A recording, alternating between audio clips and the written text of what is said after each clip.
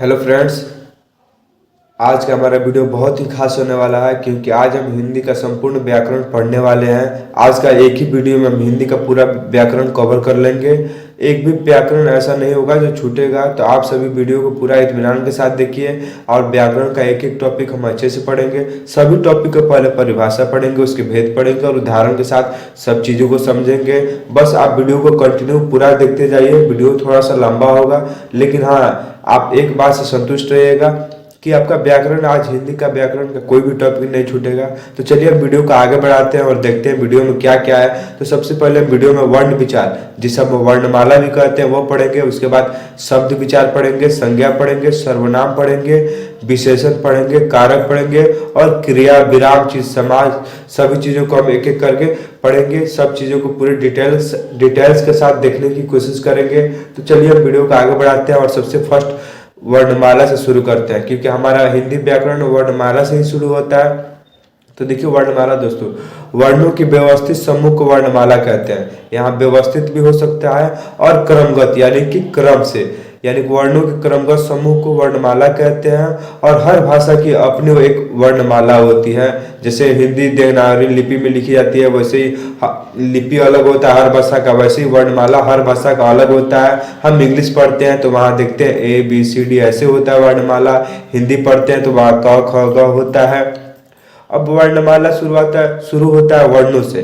तो हम आइए अब देखते हैं वर्ण किसे कहते हैं दोस्तों। तो वर्ण का परिभाषा लिखा हुआ है, पहले हम परिभाषा देखेंगे, उसके बाद अपने हिसाब से समझने की कोशिश करेंगे। तो सबसे पहले हम वर्ण पढ़ते हैं। बोलते समय हम जिन ध्वनियों का उच्चारण करते हैं वही ध्वनियां वर्ण या अक्षर कहलाती है। देखिए दोस्तों, जो हम बोलते समय जिन ध्वनियों का उच्चारण करते हैं वही ध्वनि हमारा वर्ण कहलाती है और अक्षर कहलाती है। जैसे हम क बोलते हैं या अ बोलते हैं, या हम हिंदी भाषा में जिन ध्वनियों का उच्चारण करते हैं वही ध्वनि हमारी वर्ण कहलाती है। वर्ण, अब एक और टॉपिक है, वर्ण भाषा की सबसे छोटी इकाई है। यानी कि वर्ण जो होता है वो भाषा की सबसे छोटी इकाई है। वर्ण को मिलाकर ही शब्द बनाया जाता है। इस प्रकार हम कह सकते हैं वर्ण उस मूल ध्वनि को कहते हैं, यानी कि वर्ण उस ध्वनि को कहते हैं जिसका खंड, दोस्तों देखिए यहाँ खंड होगा, जिसका खंड और टुकड़ा नहीं किया जा सकता।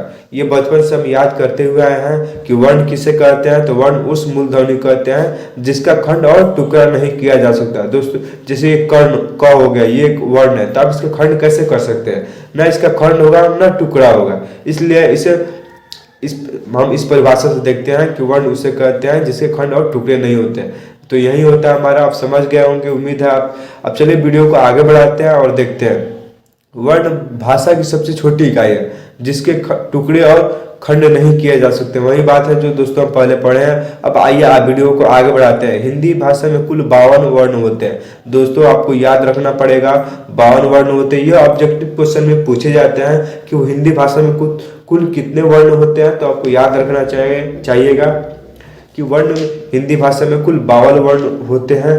ये आप एग्जाम में पूछे जाते हैं, ऑब्जेक्टिव क्वेश्चन ये मस्ट बनता है। अब नेक्स्ट है वर्ण के भेद। वर्ण दो प्रकार के होते हैं दोस्तों। सबसे फर्स्ट वर्ण होता है हमारा स्वर वर्ण और सेकंड होता है व्यंजन वर्ण।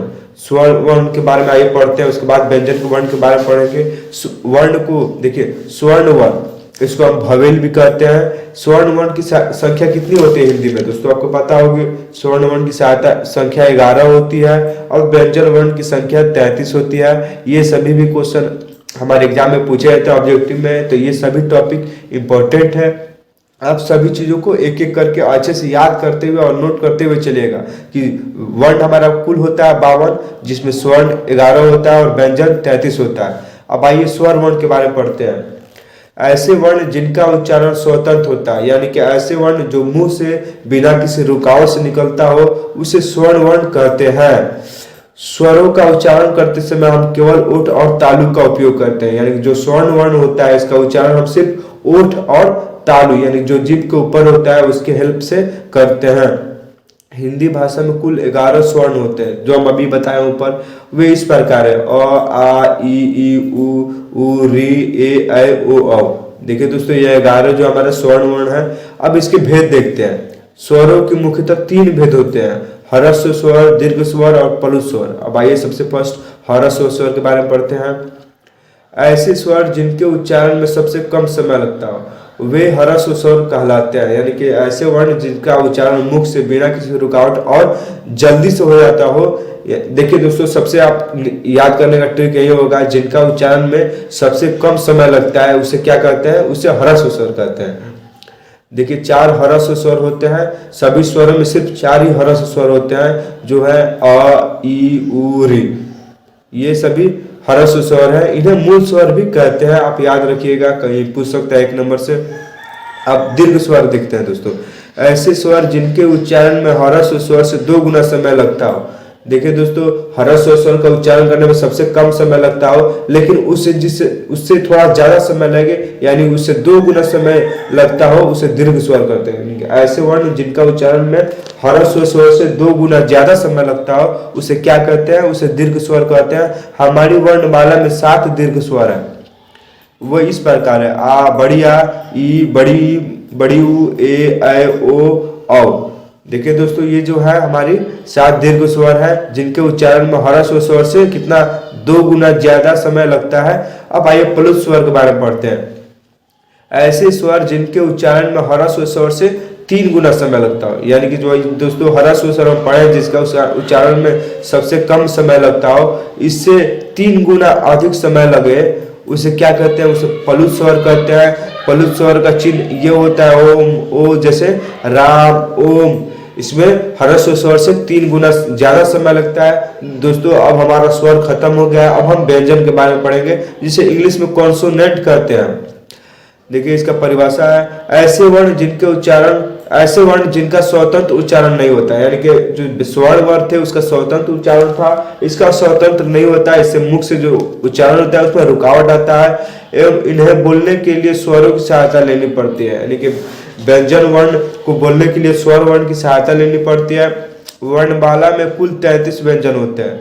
याद रखिएगा दोस्तों, आपको ऑब्जेक्टिव प्रश्न में सभी क्वेश्चन पूछे जाते हैं। वर्णमाला में कितने व्यंजन होते हैं, तो 33 व्यंजन होते हैं, जैसे क च ट त प आदि। नेक्स्ट हमारा पॉइंट, जब तक व्यंजनों में स्वर नहीं जुड़ते तब तक इनके नीचे हलंत लगा होता है, जैसे क च त छ ज झ। इसके नीचे देखिए दोस्तों हलंत लगा, हलंत इसे कहते हैं। जब तक इसमें स्वर नहीं जुड़ता है तब तक इसमें हलंत लगा होता है। अब इसके भेद देखते हैं। व्यंजन के 3 प्रकार के भेद होते हैं। सबसे फर्स्ट भेद होता है स्पर्श व्यंजन, उसके बाद अंतस्थ व्यंजन, ऊष्म व्यंजन। अब आइए स्पर्श व्यंजन को देखते हैं। स्पर्श का अर्थ छूना होता है। ऐसे व्यंजन जिनका उच्चारण करते समय जीभ, कंठ, तालु, मृदा, दांत अथवा ओठ को स्पर्श करती हो। यानी कि ऐसे व्यंजन जिनका उच्चारण करते समय मुंह के सभी भाग स्पर्श करता हो, उसे स्पर्श व्यंजन कहते हैं। कुल 33 व्यंजनों में 25 स्पर्श व्यंजन होते हैं। इन्हें 5 भागों में बांटा गया है, कवर्ग, चवर्ग, टवर्ग, तवर्ग, पवर्ग। देखिए दोस्तों, ये सभी पहले जो है वो सभी आगे लिखा हुआ है, उसमें वर्ग जुट गया है, इसलिए आप याद करने में आपको आसानी होगी। जो क होगा उसको कवर्ग बोला जाता है। ये क ख ग अंग तक होता है। चवर्ग जो होता है च छ ज झ यह तक होता है। ऐसे टवर्ग अण तक होगा ट से, तवर्ग त से न तक होगा, पवर्ग प से म तक होगा। इनके ये संख्या 25 होती है और इनके उच्चारण में मुख के सभी भाग स्पर्श होते हैं, इसलिए इन्हें स्पर्श व्यंजन कहते हैं। अब आइए अंतस्थ व्यंजन को देखते हैं। अंत का मतलब भीतर होता है। ऐसे व्यंजन जो उच्चारण करते समय हमारे मुख के भीतर ही रह जाते हैं, यानी सिर्फ उच्चारण हमारा अंदर होता है, सिर्फ आवाज बाहर आता हो, उसे क्या कहते हैं, अंतस्थ व्यंजन कहते हुए व्यंजन अंतस्थ व्यंजन कहलाते हैं। कुल 33 व्यंजनों में से 4 अंतस्थ व्यंजन होते हैं।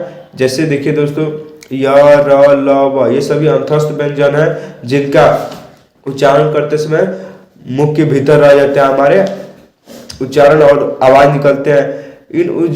अब देखिए दोस्तों, यहाँ डिटेल्स दिया गया है। इन व्यंजनों का उच्चारण स्वर तथा व्यंजन के मध्य से होता है। उच्चारण के समय जिह्वा मुख के किसी भाग को स्पर्श नहीं करते हैं। कि य, र, ल, व को जब उच्चारण करते हैं तब हमारा जीभ मुख के किसी भाग को स्पर्श नहीं करती। इनके उच्चारण जीभ, तालु, दांत और होठों को परस्पर सटाने से होता है, किंतु कहीं भी पूर्ण स्पर्श नहीं होता है। यानी कि जो य, र, ल, व का हम जब उच्चारण करते हैं तो इसका उच्चारण जीभ, तालु, दांत और होठों के सिर्फ सटने से होता है, हल्का सा, बाकी पूर्ण तरीका से कहीं स्पर्श नहीं होता है। अब उस व्यंजन के बारे में पढ़ते हैं।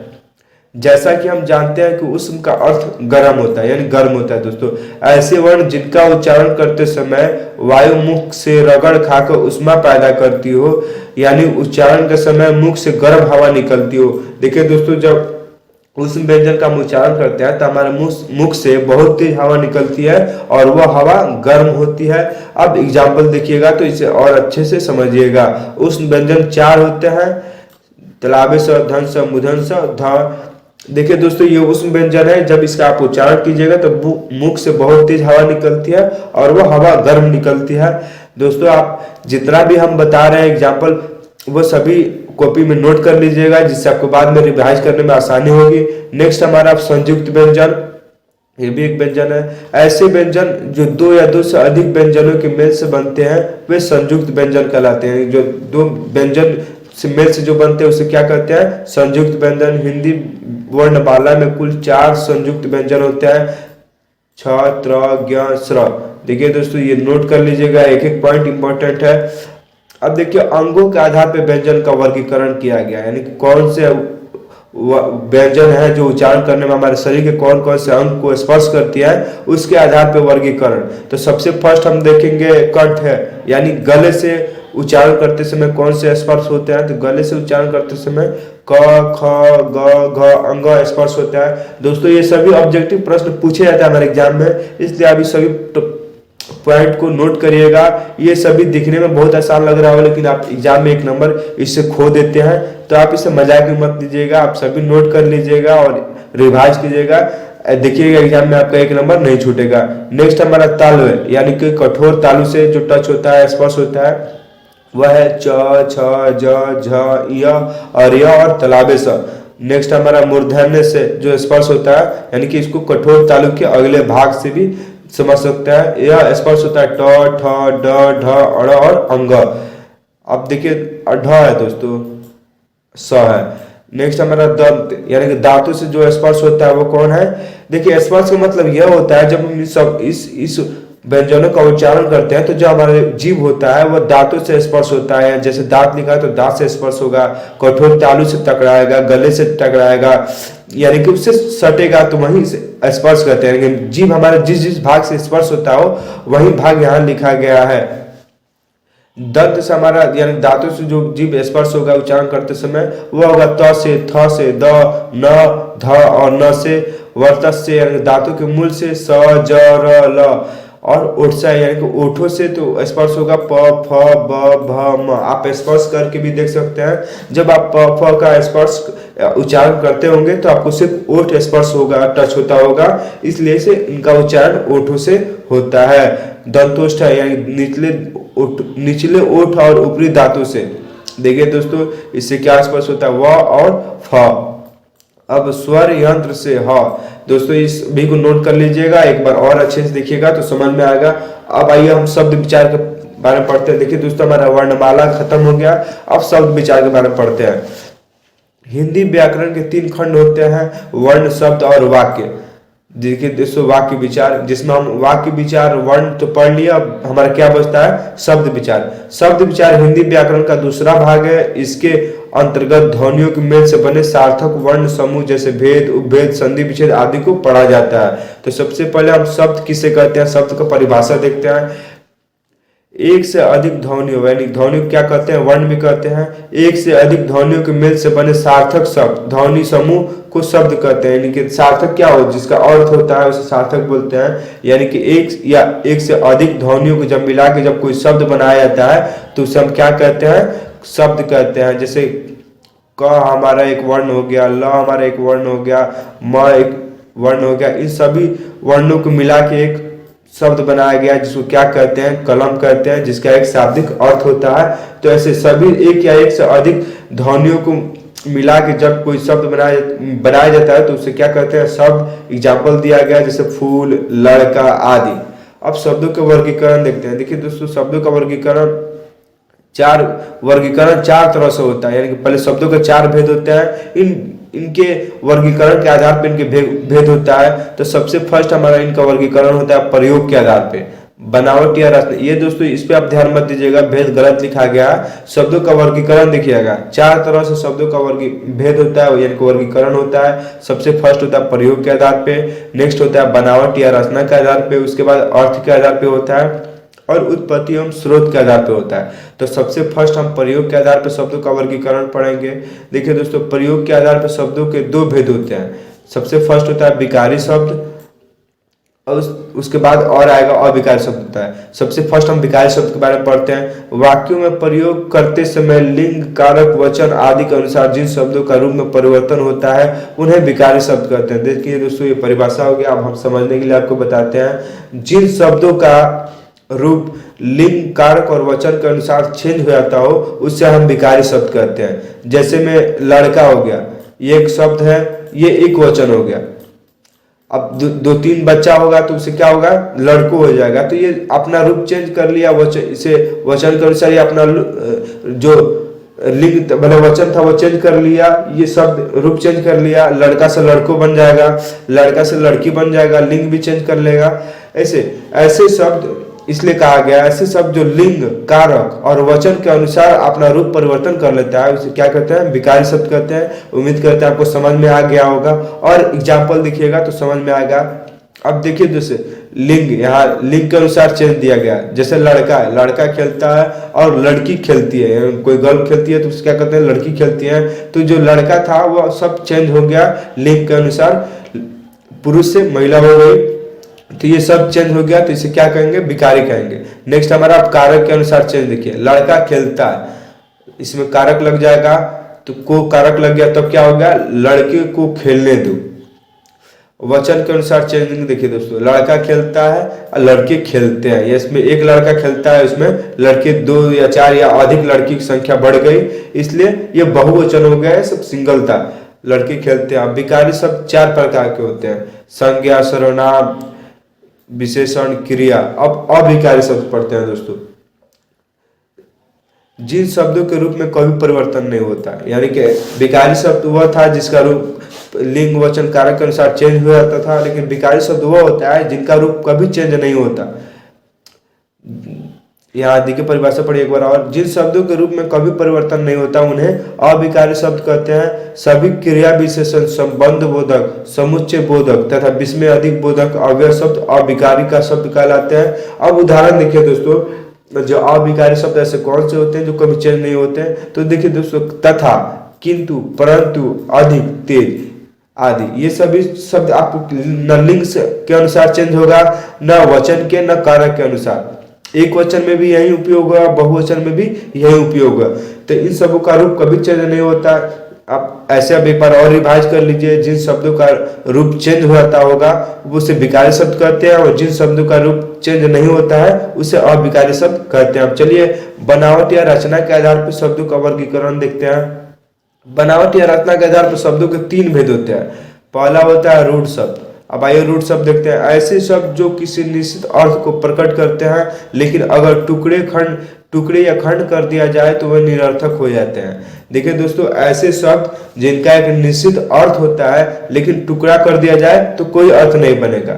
ऐसे जैसे देखिए फल हो गया, इसका एक अर्थ है फल हम खाते हैं, लेकिन इस फल को अलग कर दिया जाएगा, फ को अलग कर दिया जाएगा, ल को अलग कर दिया जाएगा, तो कोई अर्थ नहीं निकलेगा। ऐसे इसलिए इसे रूढ़ शब्द कहते हैं। यानी कि आप आसान भाषा में समझ सकते हैं, जिन शब्दों का अपना अर्थ होता है लेकिन अलग करने पर अर्थ खत्म हो जाता है उसे रूढ़ शब्द कहते हैं। अब आइए देख लेते हैं, वही चीज दिया है जैसे में फल एक रूढ़ शब्द है, एक निश्चित अर्थ प्रकट करता है, लेकिन फ और ल को अलग कर दिया जाए तो इनका अर्थ नहीं रह जाएगा। देखिए अब दोस्तों नेक्स्ट है यौगिक। 2 या 2 से अधिक शब्दों के योग से बनने वाले शब्द को यौगिक शब्द कहते हैं। यानी कि 2 या 2 से अधिक शब्दों को मिला के जब शब्द बनता है तो उसे यौगिक शब्द कहते हैं। यौगिक शब्दों के खंड या टुकड़े करने पे उनका अर्थ निकलता है। देखिए दोस्तों, जो हमारा रूढ़ शब्द था उसके खंड करने पे अर्थ नहीं निकलता था, लेकिन यौगिक शब्द ऐसा है जिसको हम खंड कर देंगे तभी उसका अर्थ निकलेगा। जैसे पाठशाला हो जाएगा, उसको आप अलग अलग करिएगा, पाठ और शाला दोनों का अर्थ निकलता है। एग्जाम्पल भी दिया गया है, जैसे पाठशाला, शीश महल, शीश जोड़ महल, इन दोनों का अर्थ है। अब नेक्स्ट हमारा योग रूढ़ शब्द।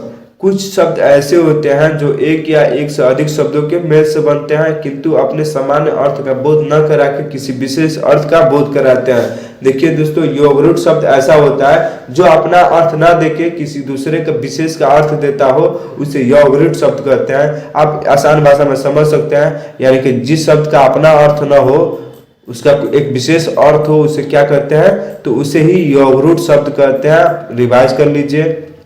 नेक्स्ट आइए पढ़ते हैं इसका आगे। इस प्रकार के शब्द योगरूट शब्द कहलाते हैं। ऐसे शब्द को बहुब्रीहि समास भी कहते हैं, यानी कि योगरूट समास को हम क्या शब्द को क्या कहते हैं, बहुब्रीहि समास भी कहते हैं। जैसे में नीलकंठ, इसका देखिए दोस्तों, नीलकंठ एक दो शब्दों से मिला के बना हुआ है, लेकिन इसका अर्थ दूसरा है। नीले कंठ वाला अर्थात शिव भगवान, इसका शब्द अलग था लेकिन इसका एक विशेष अर्थ है। ऐसे पंकज हो गया, कीचड़ में उत्पन्न होने वाला अर्थात कमल। अब दोस्तों, अर्थ के आधार पर शब्दों का वर्गीकरण देख लेते हैं। अर्थ के आधार पर शब्द के दो भेद होते हैं। सबसे फर्स्ट भेद होता है सार्थक शब्द। तब जो शब्द किसी अर्थ का बोध कराते हैं, यानी उन्हें सार्थक शब्द कहते हैं। जो शब्द, दोस्तों यहाँ समझ में नहीं आ रहा है, आप ऐसे समझिए, जिन शब्दों का अपना अर्थ होता है उसे क्या कहते हैं, सार्थक शब्द कहते हैं। जैसे में पुस्तक, घर।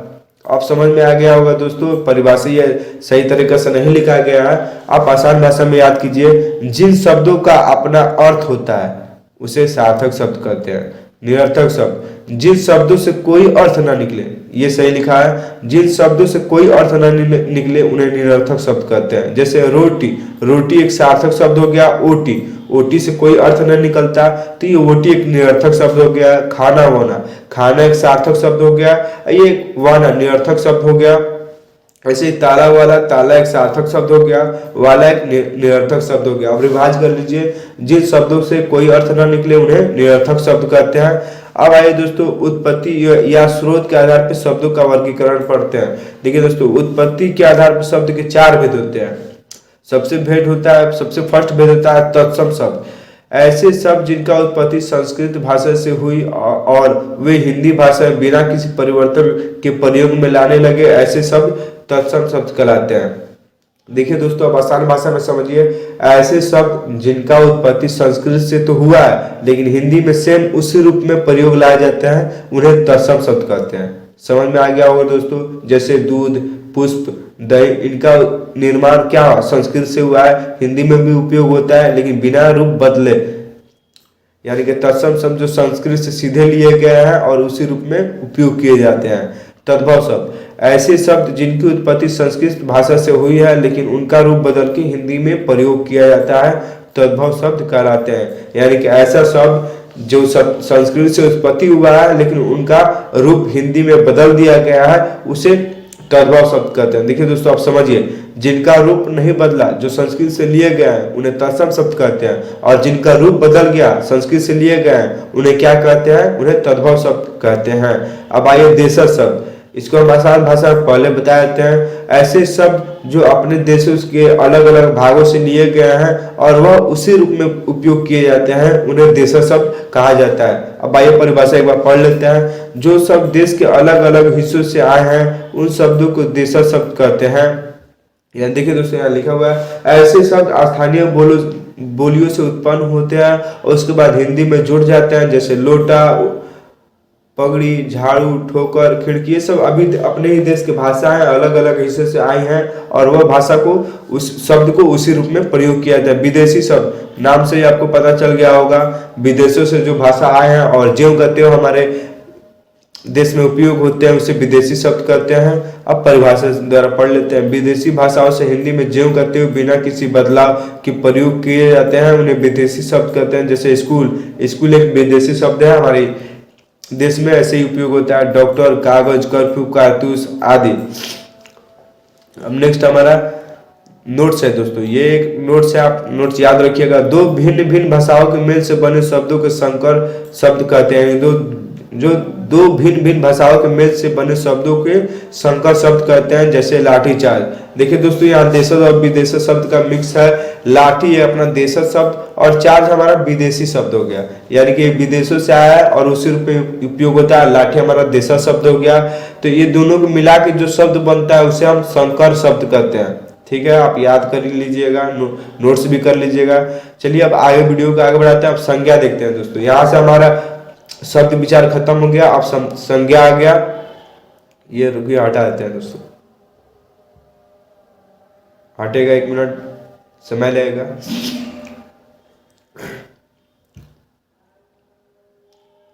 तब तक हम बात करते हैं संज्ञा क्या। देखिए दोस्तों, हमारा वर्ण विचार और शब्द विचार खत्म हो गया। अब हम संज्ञा पढ़ने वाले हैं। संज्ञा में सबसे पहले परिभाषा पढ़ेंगे, उसके भेद पढ़ेंगे और उदाहरण देखेंगे। दोस्तों देखिए, जो यहाँ लिखा हुआ है आपको नोट्स बनाने के काम आएगा, इसलिए हम सभी पॉइंट को लिखे हैं। आप जितने भी पॉइंट आपको उपयोग में आए उन सभी को लिख लीजिएगा। तो चलिए संज्ञा की शुरुआत करते हैं। तो संज्ञा किसे कहते हैं? इस संसार के प्रत्येक वस्तु या व्यक्ति के नाम को संज्ञा कहते हैं। किसी भी व्यक्ति वस्तु, देखिए दोस्तों, ये जो बचपन से हम रटे थे उसको भी हम याद कर यहाँ लिख दिया है। किसी भी व्यक्ति वस्तु प्राणी के नाम को दर्शाने वाले शब्द को संज्ञा शब्द कहते हैं। अब आइए दोस्तों अपने भाषा में समझते हैं। अपने भाषा में, आसान भाषा में समझिए, नाम को संज्ञा कहते हैं दोस्तों, और कुछ नहीं।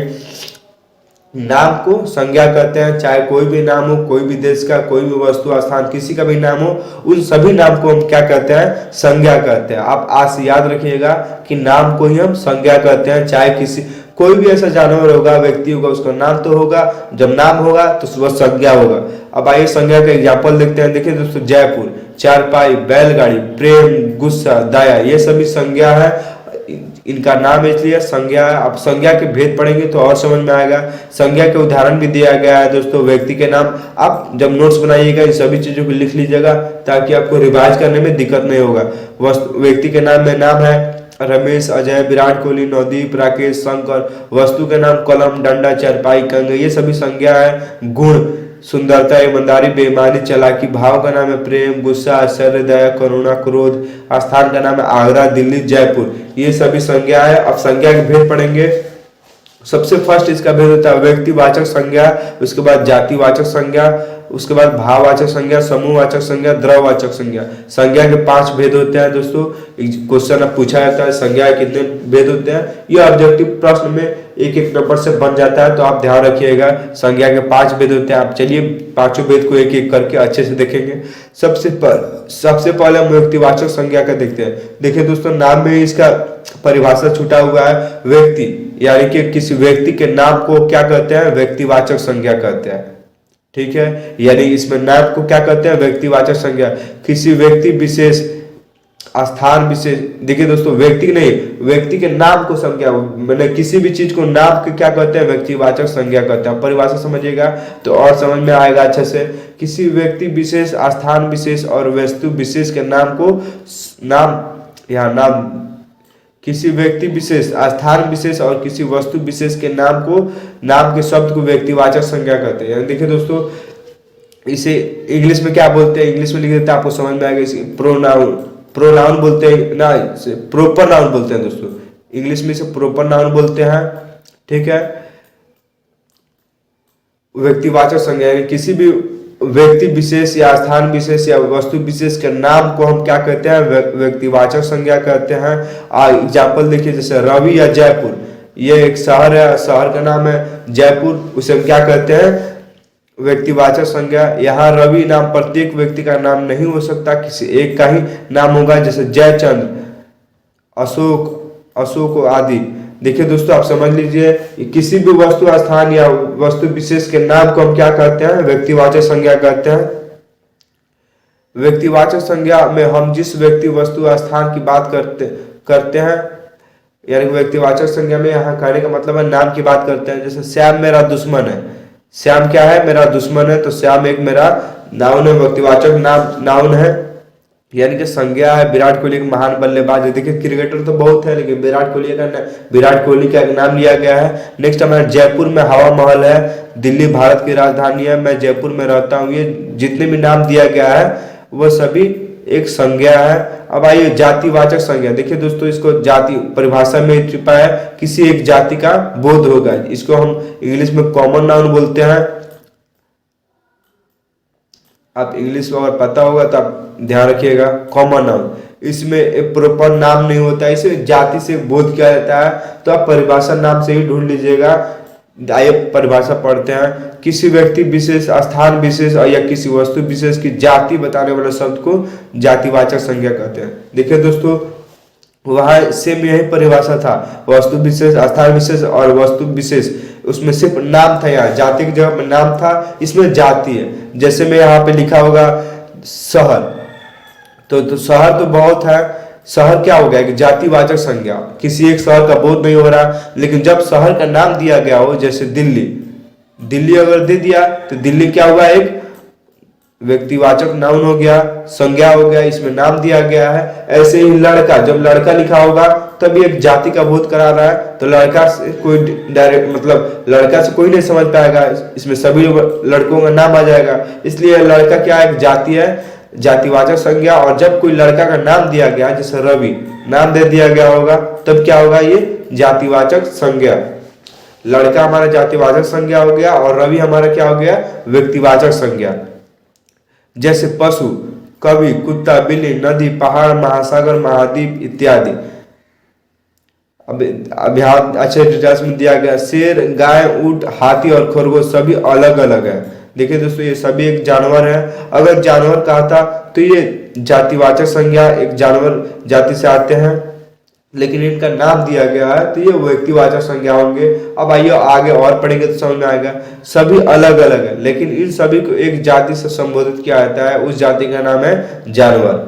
ठीक है दोस्तों, यहाँ जानवर शब्द किसी एक विशेष जानवर के बारे में नहीं बता रहा है, क्योंकि जानवर शब्द से किसी एक जानवर के बारे में पता नहीं चलने के बजाय संपूर्ण जाति के बारे में पता चलता है, अतः जानवर जातिवाचक संज्ञा है। इस प्रकार शहर, बालक, गांव आदि सब जातिवाचक संज्ञा है। देखिए दोस्तों, यहाँ एक जाति का जानवर, जाति जानवर क्या है, सभी जानवरों को एक जाति का बोध करा रहा है, इसलिए जानवर जातिवाचक संज्ञा होगा। और जब नाम होगा, किसी जानवर का नाम दे दिया गया होगा, तब वे व्यक्तिवाचक संज्ञा होगा। अब एग्जाम्पल देखिए, महिलाएं शहर जा रही है, महिलाएं, इसमें सभी महिलाओं को बोध कराया गया, किसी एक महिला का नाम नहीं है। अगर इसमें एक महिला का नाम होता तब वो कुछ और हो जाता है। यहाँ महिला एक जाति का बोध हो रहा है तो ये जातिवाचक संज्ञा होगा। बिल्ली चूहे का शिकार करती है, ये व्यक्तिवाचक संज्ञा का उदाहरण हो गया। पक्षी पेड़ पर रहते हैं, देखिए पक्षियों में बहुत सा पक्षी होता है, और गौरैया, मैना, उल्लू सभी होता है, लेकिन एक जाति का नाम दिया गया है, नाम किसी का नहीं दिया गया, सिर्फ जाति का बोध कराया गया है, तब ये जातिवाचक संज्ञा हो गया।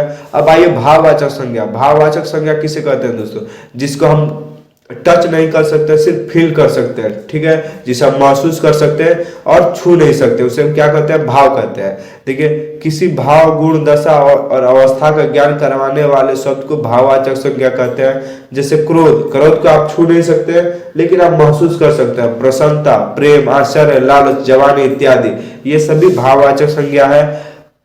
इसके उदाहरण देखते हैं दोस्तों, क्रोध, प्रसन्नता, प्रेम, आश्चर्य, ये सब भाव का बोध करवा रहे हैं। अंततः क्रोध, प्रसन्नता, प्रेम एवं आश्चर्य भाववाचक संज्ञा है। नेक्स्ट हमारा सुंदरता, ईमानदारी, यह दोनों शब्द गुण को दर्शाते हैं, अतः सुंदरता एवं ईमानदारी भाववाचक संज्ञा है।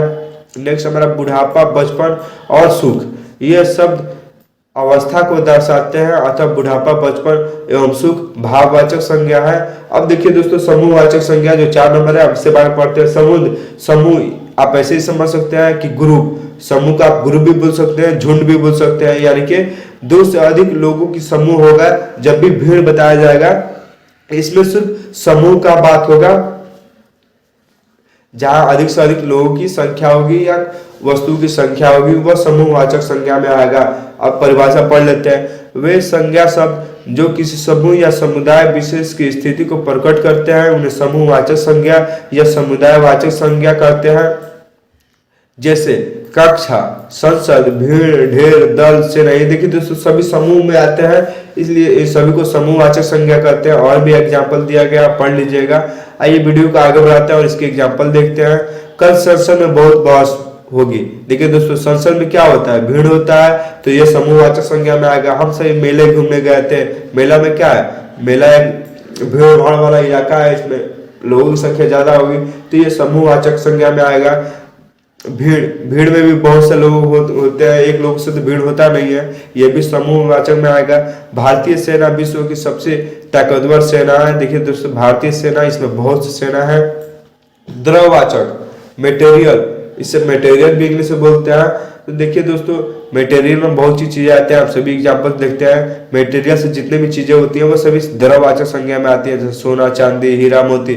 किसी द्रव पदार्थ, धातु तथा अधातु को बोध करवाने वाले शब्द को द्रववाचक संज्ञा कहते हैं। जिसमें ठोस अवस्था, सोना, चांदी, लोहा आदि सब अलग अलग धातु को दर्शाते हैं, तो सोना, चांदी और लोहा द्रववाचक संज्ञा है।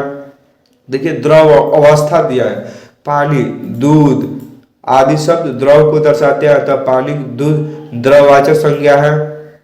गैस अवस्था, ऑक्सीजन, हाइड्रोजन, नाइट्रोजन आदि ये सभी गैस अवस्था है, यह भी द्रववाचक संज्ञा में आते हैं। अब इसके कुछ एग्जांपल देखते हैं। आजकल सोना बहुत महंगा हो गया, सोना क्या है? द्रववाचक संज्ञा है। गाय का दूध मीठा होता है, दूध क्या है? द्रववाचक संज्ञा है। ऑक्सीजन, ऑक्सीजन एक द्रववाचक संज्ञा है, ऑक्सीजन जीवन के लिए जरूरी है। लोहे में जंग लग गई है, लोहे क्या है? द्रववाचक, ये भी मटेरियल है। अब दोस्तों हमारा संज्ञा यहाँ से खत्म हो गया। अब सर्वनाम की बात करेंगे हम। सर्वनाम में सबसे पहले परिभाषा देखेंगे, फिर भेद देखेंगे और उसके उदाहरण देखेंगे। तो सबसे फर्स्ट अब सर्वनाम का परिभाषा देखते हैं। सबसे फर्स्ट अब परिभाषा हम अपने मन से देखते हैं। सर्वनाम उसे कहते हैं जो संज्ञा के स्थान पे प्रयुक्त होता है, जो संज्ञा के स्थान पे आता है उसे क्या कहते हैं? सर्वनाम कहते हैं। अब आइए इसका परिभाषा जो दिया गया वो पढ़ते हैं। तब तक ये अपने मन से पढ़ लिए।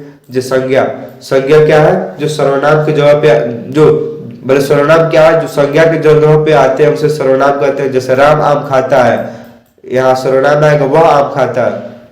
अब आइए परिभाषा पढ़ते हैं। संज्ञा शब्दों के स्थान पर प्रयुक्त होने वाले शब्दों को सर्वनाम कहते हैं। देखिए दोस्तों यहाँ लिखा गया, संज्ञा शब्दों के स्थान पे प्रयुक्त होने वाले शब्दों को क्या कहते हैं? सर्वनाम कहते हैं। सर्वनाम एक विकारी शब्द है, यानी विकारी शब्द उसे कहते हैं जिसका रूप चेंज होते रहता है। सर्वनाम शब्द सर्व और नाम के संयोग से बना है, जिसका शाब्दिक अर्थ सबका नाम होता है। देखिए दोस्तों, सर्वनाम का शाब्दिक अर्थ क्या होता है? सबका नाम।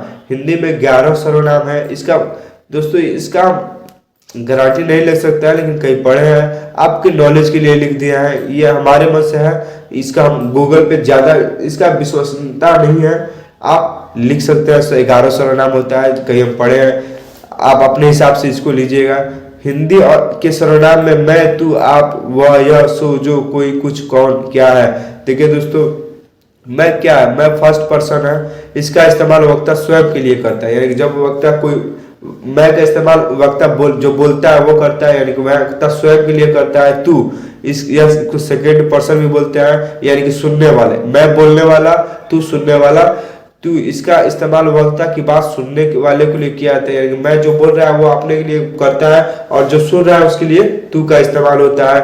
यह आसपास की किसी वस्तु को इंगित करने के लिए इस शब्द का प्रयोग किया जाता है, यानी कि इशारा में जो आसपास होगा उसके लिए यह शब्द का प्रयोग किया जाता है। वह दूर की वस्तु को इंगित करने के लिए इस शब्द का प्रयोग किया जाता है। यह का मतलब आसपास की चीजों को इंगित करने के लिए किया जाता है, और वह दूर की वस्तु को इंगित करने के लिए किया जाता है। देखिए दोस्तों, अब एक प्रश्न आपके मन में आ रहा होगा कि सर्वनाम का प्रयोग हम क्यों करते हैं। तो आइए देखते हैं। सर्वनाम का उपयोग भाषा को सुंदर बनाने के लिए तथा संज्ञा शब्दों की पुनरावृत्ति को कम करने के लिए सर्वनाम शब्दों का प्रयोग किया जाता है। जैसे मोहन एक चालाक आदमी है, मोहन दूसरों के साथ अच्छा व्यवहार नहीं करता।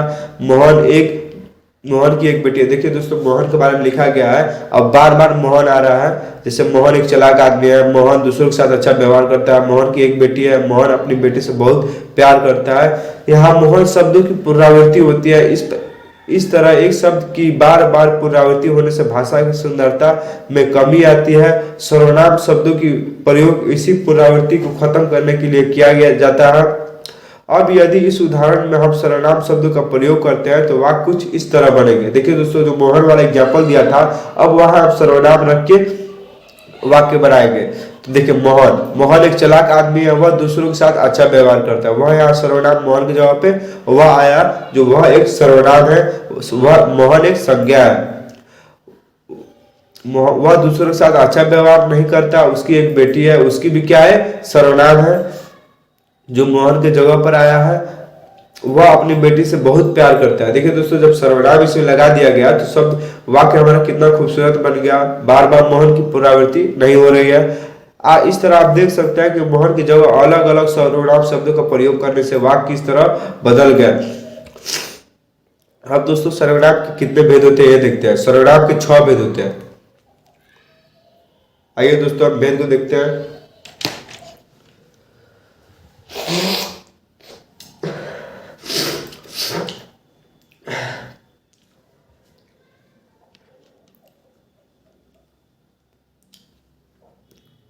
सर्वनाम के 6 भेद होते हैं। सबसे फर्स्ट भेद होता है इसका पुरुषवाचक सर्वनाम, नेक्स्ट होता है इसका निश्चयवाचक सर्वनाम, उसके बाद अनिश्चयवाचक सर्वनाम, प्रश्नवाचक सर्वनाम, संबंधवाचक सर्वनाम और निजवाचक सर्वनाम। ये सभी 6 भेद होते हैं सर्वनाम के।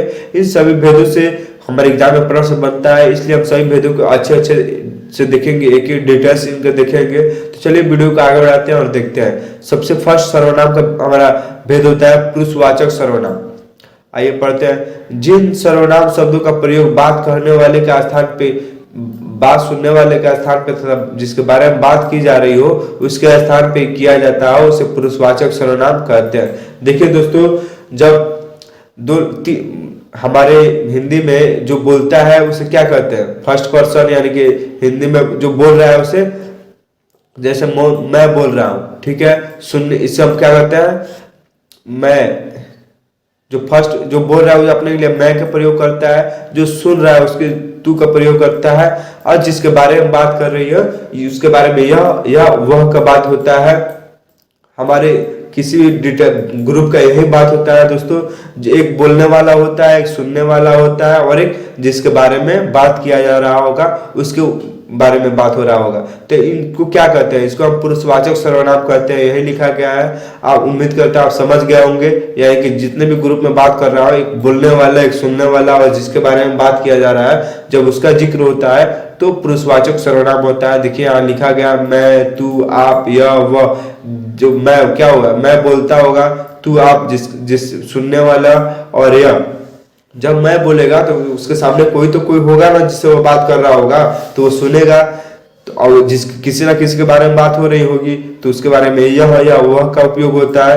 आदि पुरुषवाचक सर्वनाम है। देखिए दोस्तों, पुरुषवाचक सर्वनाम 3 प्रकार के होते हैं। सबसे फर्स्ट होता है उत्तम पुरुषवाचक सर्वनाम, उसके बाद होता है मध्यम पुरुषवाचक सर्वनाम, उसके थर्ड नंबर होता है अन्य पुरुषवाचक सर्वनाम। अब आइए इन सभी को डिटेल्स में देखते हैं। उत्तम पुरुषवाचक सर्वनाम, जिन सर्वनाम शब्दों का प्रयोग वक्ता स्वयं के लिए करता है उन्हें उत्तम पुरुषवाचक सर्वनाम करते हैं। जैसे मैं और हम उत्तम पुरुषवाचक सर्वनाम है। कारक के आधार पर मैं अपना रूप परिवर्तित करके जो अन्य सर्वनाम बनाता है वे सभी सर्वनाम भी उत्तम पुरुषवाचक सर्वनाम होंगे। जैसे मैंने, मुझको, हमने।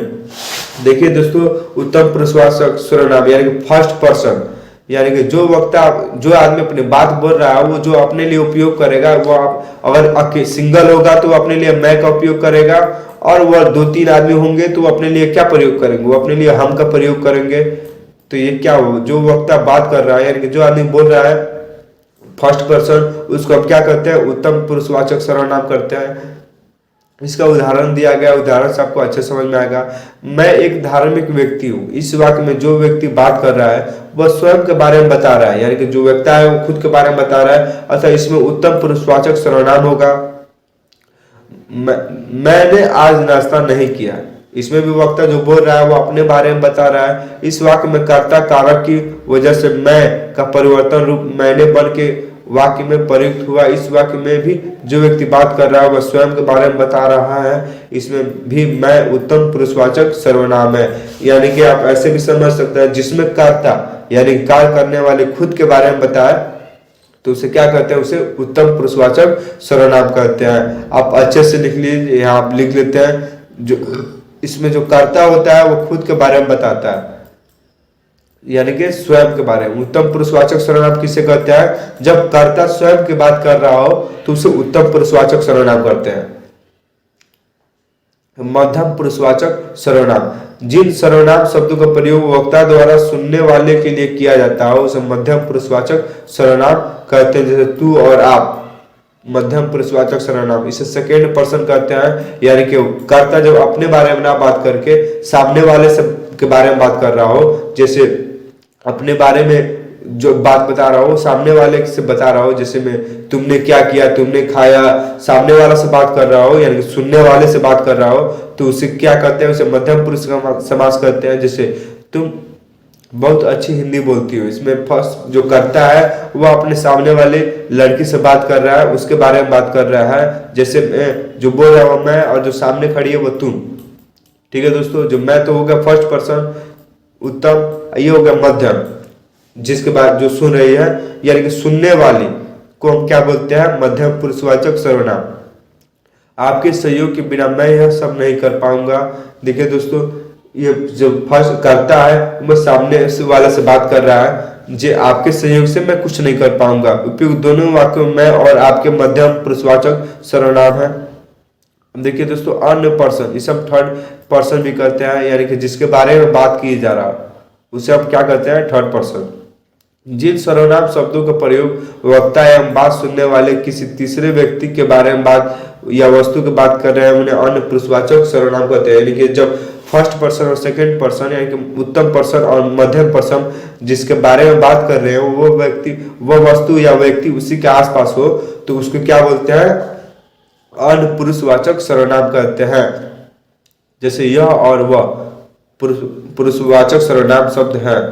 अब देखिए दोस्तों, अन्य पुरुषवाचक सर्वनाम की उदाहरण देखते हैं। यह मेरा घर है, जैसे में दो लोग हैं, यह घर है, तो ये इससे बोलेगा यह मेरा घर है, इसके तरफ इंडिकेट करके। तो ये आसपास की चीजों को जो इंडिकेट करने के लिए, चाहे दूर खड़ा हो तो बोलेगा वह मेरा घर है। तो इस क्या जिसके वो घर के बारे में बात कर रहा है, तो यह अन्य पुरुषवाचक सर्वनाम होगा। अब देखिए दोस्तों, सेकेंड सर्वनाम का भेद होता है निश्चयवाचक सर्वनाम। उसके बारे में देखते हैं। जिन सर्वनाम शब्दों से किसी निश्चित व्यक्ति या वस्तु का बोध होता है उन्हें निश्चयवाचक सर्वनाम कहते हैं। देखिए दोस्तों, जिन सर्वनाम शब्दों से किसी निश्चित व्यक्ति या वस्तु का भेद होता है उसे क्या कहते हैं, निश्चयवाचक सर्वनाम कहते हैं। जैसे यह और वह निश्चयवाचक सर्वनाम है। निश्चयवाचक सर्वनाम में किसी व्यक्ति या वस्तु की ओर निश्चित इशारा किया जाता है। देखिए दोस्तों, जैसे वही एग्जाम्पल है, दो लोग बड़े हैं, एक घर है यहाँ पे, ठीक है, तो यह क्या बोलेगा, यह मेरा घर है, यह निश्चित है, यहाँ घर है और घर होगा, तो इससे बोलेगा अपने सामने वाले से यह मेरा घर है, इंडिकेट करके इशारा करके। तो इशारा करके जो निश्चित व्यक्ति या वस्तु की ओर इशारा किया जाए तो उसे क्या कहते हैं, निश्चयवाचक संज्ञा। अगर ये घर दूर है तो वही एग्जाम्पल बोलेगा यह मेरा, वह मेरा घर है, यानी कि घर है, निश्चित है, और कोई चीज निश्चित है उसे इशारा किया जाए तो उसे क्या कहता है, निश्चयवाचक सर्वनाम। इसके एग्जाम्पल देखते हैं। यह मेरा पुस्तक है, इस वाक्य में यह निश्चयवाचक सर्वनाम शब्द है। यह का प्रयोग वक्ता द्वारा आसपास की किसी वस्तु या व्यक्ति का संबोधित करने के लिए किया जाता है। जैसे वह मेरा सामान है, कोई सामान सामने रखा होगा तो कोई आदमी क्या बोलेगा, वह मेरा सामान है, यानी सामान है, निश्चित है। वह का प्रयोग वक्ता के द्वारा अपने से दूर किसी वस्तु या व्यक्ति का संबोधित करने के लिए किया जाता है। अनिश्चयवाचक सर्वनाम, जिन सर्वनाम से शब्दों से किसी निश्चित व्यक्ति या वस्तु का बोध नहीं होती हो उन्हें अनिश्चयवाचक सर्वनाम कहते हैं। जैसे कोई और कुछ अनिश्चयवाचक सर्वनाम है। देखिए दोस्तों, अब हम बताते हैं। दो लोग खड़े हुए हैं, यहाँ घर था तो वो इशारा कर दिया यह मेरा घर है या वह मेरा घर है, तो यहाँ घर था, यह निश्चित था, इसलिए क्या था, निश्चयवाचक सर्वनाम। अगर यहाँ घर नहीं था, यहाँ से कोई गुजरा जिसका नाम उसको पता नहीं है, जैसे मैं, तो ये क्या बोलेगा, वहां से कोई गुजरा। अगर ये बोला वहां से राम गुजरा और नाम पता रहता वहां से, इसे वहां से राम गुजरा तो वह निश्चयवाचक होता। अगर लेकिन इसको पता नहीं है कोई गुजरा तो ये बोलेगा वहां से कोई गुजरा। तो जब कोई बोलेगा बिना नाम के बोलेगा, इसको पता नहीं होगा, तो उसे क्या बोलेंगे, अनिश्चयवाचक सर्वनाम। जैसे में ये दो लोग खड़े हैं, किसी का घर है, तो वो बोलेगा यह किसी का घर है, इसमें निश्चित नहीं है कि किसका घर है, तो वह अनिश्चयवाचक सर्वनाम होगा।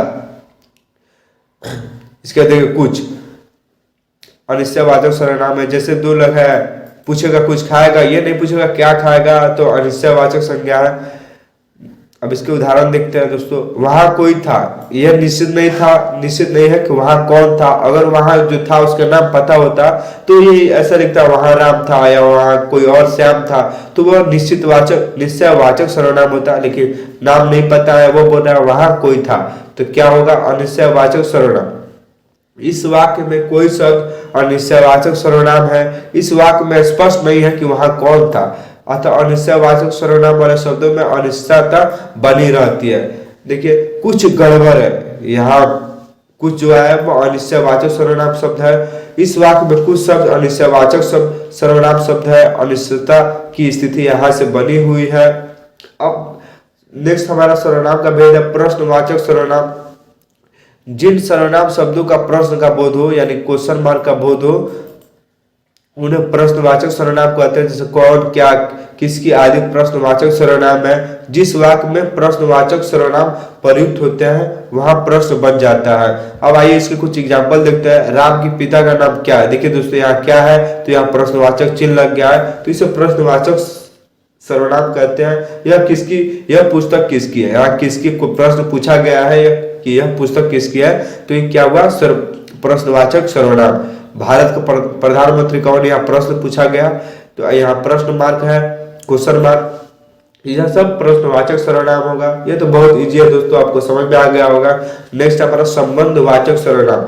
जिन सर्वनाम शब्दों से दो अलग अलग बातों या वाक्यों के बीच संबंध का बोध हो उन्हें संबंधवाचक सर्वनाम कहते हैं। जैसे जो और सो, यानी कि जब दो अलग अलग बातों से किसी सर्वनाम का संबंध हो तो उन्हें सर्वनाम क्या कहते हैं? उन्हें संबंधवाचक सर्वनाम कहते हैं, जो संबंध स्थापित करे।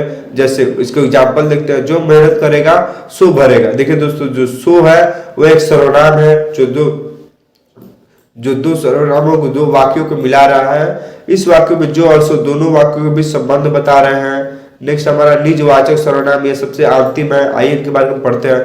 जिन सर्वनाम शब्दों का प्रयोग करता स्वयं के लिए करता है, यानी कि अपने लिए, खुद के लिए करता है। जिन सर्वनाम शब्दों का प्रयोग करता अपने लिए करता है उन्हें निजवाचक सर्वनाम कहते हैं। जैसे मैं, आप, अपना, स्वयं आदि निजवाचक। यानी कि जब स्वयं के लिए जिन सर्वनाम का उपयोग किया जाए उन्हें क्या कहते हैं?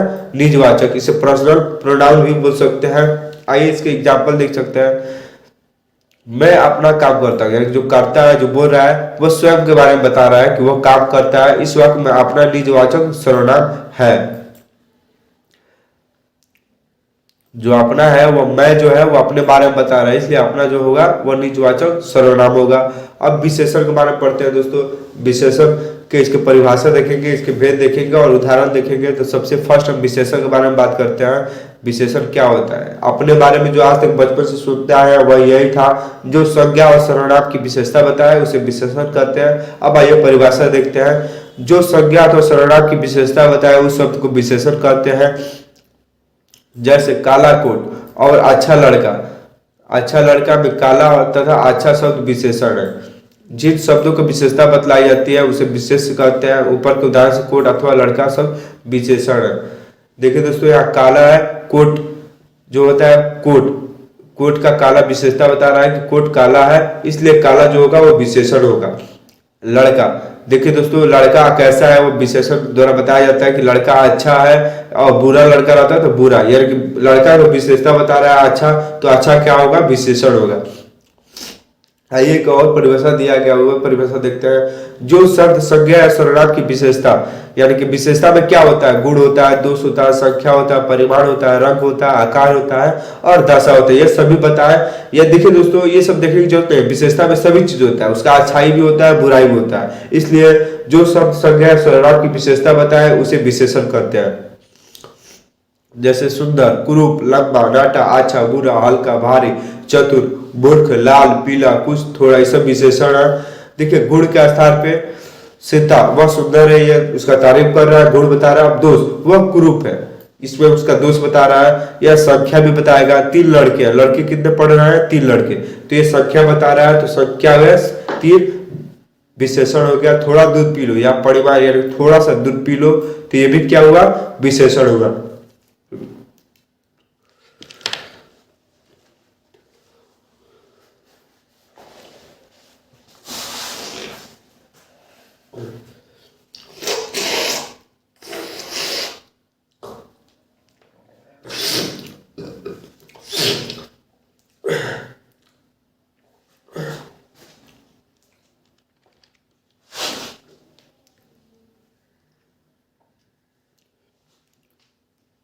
चलिए दोस्तों वीडियो को आगे बढ़ाते हैं और देखते हैं। वही शब्द है उपयुक्त वाक्यों में प्रयुक्त शब्द सुंदर, कुरूप, तीन, काला, थोड़ा, लाल इत्यादि संज्ञा या सर्वनाम की विशेषता बताते हैं अतः यह विशेषण है। दोस्तों आगे और एग्जाम्पल देखेंगे तो समझ में आएगा। सबसे अब इसका भेद देख लेते हैं। विशेषण के भेद। विशेषण के मुख्यतः 4 भेद है जो इस प्रकार है। सबसे फर्स्ट भेद है इसका संख्यावाचक विशेषण, उसके बाद परिमाणवाचक विशेषण, गुणवाचक विशेषण और सार्वनामिक विशेषण। देखिए दोस्तों संख्यावाचक विशेषण, इसके नाम में ही परिभाषा छुपा है कि संख्या के आधार पर विशेषण बताएगा। जैसे जिस विशेषण से संख्या का बोध हो वो विशेषण, देखिए संख्या निश्चित भी हो सकता है और अनिश्चित भी हो सकता है। जैसे में 4 भी हो सकता है एग्जाम्पल के तौर पे, या संख्या जब मालूम नहीं रहेगा तो कुछ भी बोल सकता है। जैसे में 2 गुना, 4 गुना या कितने बच्चे, ये सभी क्या है संख्यावाचक संज्ञा विशेषण। देखिए आप परिभाषा एक बार पढ़ लेते हैं। जिस विशेषण से संख्या का बोध हो, चाहे संख्या निश्चित हो या अनिश्चित हो, उसे संख्यावाचक विशेषण कहते हैं। जैसे 2, 4, पहला, चौथा, 2 गुना, चौगुना, यानी कि 4 गुना, आधा, पाव, कुछ, बहुत। देखिए दोस्तों यहाँ बहुत संख्या मालूम नहीं है फिर भी बहुत लिखा है, अनिश्चित है। जो निश्चित है जैसे 4 निश्चित है वो भी संख्यावाचक सर्वनाम में आएगा। जो अनिश्चित है यानी कि बहुत कुछ, ये भी संख्यावाचक सर्वनाम आएगा। इसमें देखिए निश्चित और अनिश्चित भी होता है, सैकड़ों, असंख्य आदि। एक उदाहरण देखते हैं। 4 लड़के आ रहे हैं। देखिए दोस्तों 4 लड़के जो निश्चित संख्या है, ये क्या विशेषण है, इससे निश्चयवाचक विशेषण कहते हैं। कुछ लड़के, अनिश्चित है कुछ, पता नहीं कितने लड़के आ रहे हैं, तो ये भी निश्चयवाचक संख्या है। नेक्स्ट हमारा परिमाणवाचक विशेषण। इसमें परिमाण होगा, मात्रा के बारे में बताया जाएगा।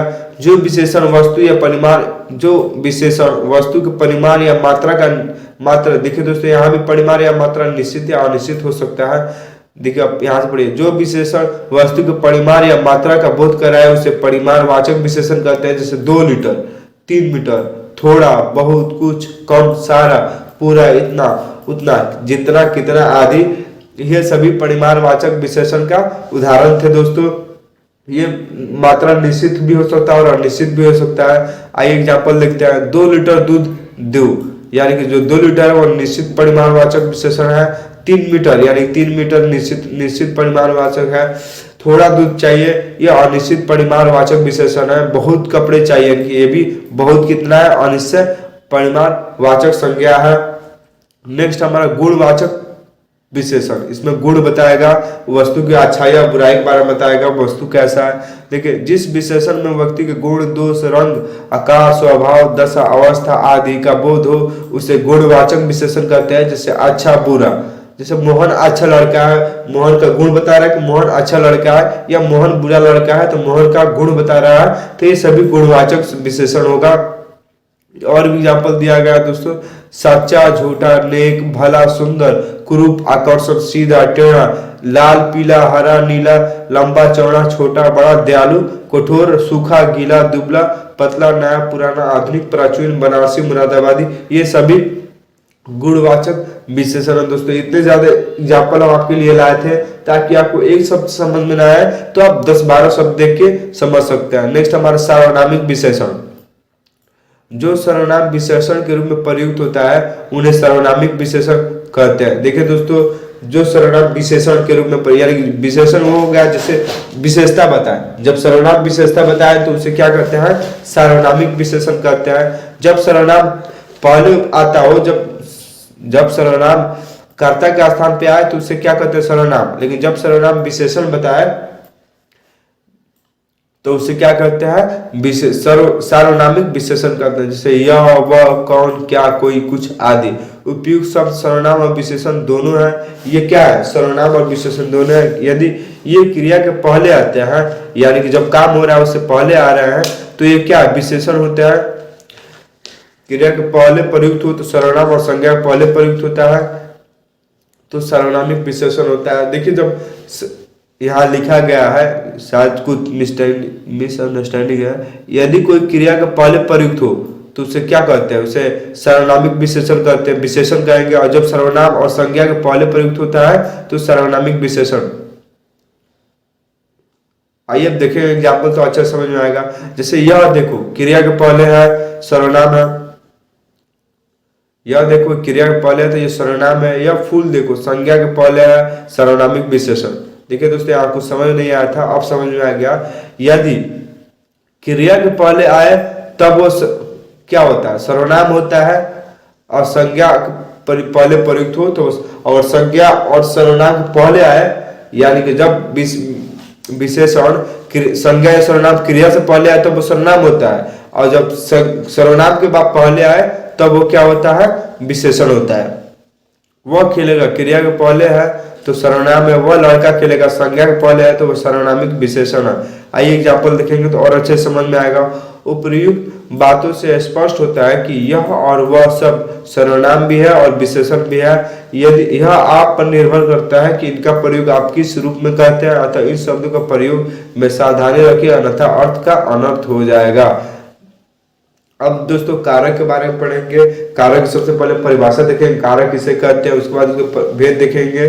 कारक बहुत ही मजेदार टॉपिक है दोस्तों। तो सबसे पहले हम कारक की बात करते हैं।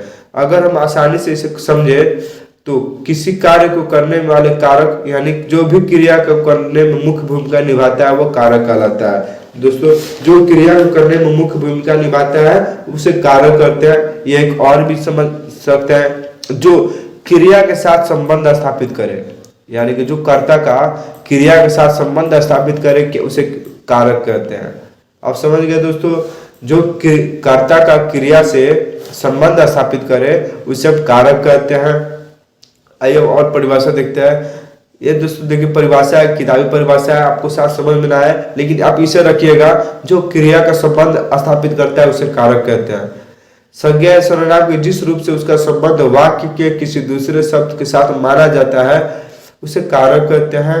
वाक्य में प्रयुक्त शब्द आपस में संबंध होते हैं, क्रिया के साथ संज्ञा का सीधा संबंध ही कारक है। ये भी सही है सर दोस्तों, क्रिया का साथ संज्ञा का सीधा संबंध ही कारक है। कारक को प्रकट करने के लिए संज्ञा और सर्वनाम के साथ जो चिन्ह लगाए जाते हैं उसे विभक्तियां कहते हैं। विभक्तियां दोस्तों आगे समझाएंगे। जैसे पेड़ पर फल लगते हैं, इस वाक्य में पेड़ कारकीय पद है और पर जो है कारक चिन्ह अथवा विभक्ति है। दोस्तों कारक के 8 भेद होते हैं। देखिए दोस्तों विभक्ति चीज हम आगे बताएंगे आपको, लेकिन पहले सबसे पहले हम कारक के 8 भेद देखते हैं। देखिए इसका सबसे भेद होता है कर्ता, कर्म कारक, करण कारण, प्रधान कारण, अप्रधान कारण, संबंध कारण, अधिकरण, संबोधन। देखिए दोस्तों आप चित्र के माध्यम से समझिए, ये कर्ता है, कर्ता के 8 भेद है। आप ये चीज अच्छे से नोट कर लीजिएगा और इसे याद भी कर लीजिएगा। इसे कारक कहते हैं, ठीक है, कर्ता कारक। इधर को विभक्ति कहते हैं। दोस्तों यही आप पूछ रहे थे, ऊपर लिखा हुआ था विभक्ति किसे कहते हैं, तो विभक्ति इसे करते हैं जैसे जो कर्ता के साथ आता है, जैसे ने, को, से, द्वारा, ये सभी विभक्ति है। और इधर कर्ता है यानी कारक है। अब आइए ये देखते हैं कारक को उसको विभक्ति चिन्ह के साथ देखते हैं। इसे याद कर लीजिएगा जिससे आपका हर प्रश्न बन जाएगा। सबसे फर्स्ट होता है जिसे बचपन में याद करते हैं, आज भी आज से याद कर लेते हैं, एक बार दोहरा लीजिए। कर्ता ने कर्म को करण से द्वारा, संप्रदान को के लिए, अपादान से अलग होने के अर्थ में, यानी कि इसका जब बिछड़ाव होता है इनका अलग होता है तब अपादान का से उपयोग होता है। संबंध का, के, की, रा, रे, री, अधिकरण में, पर, संबोधन, हे, अरे आदि। अब आइए डिटेल्स में पढ़ते हैं। सबसे फर्स्ट हम कर्ता कारक देखते हैं।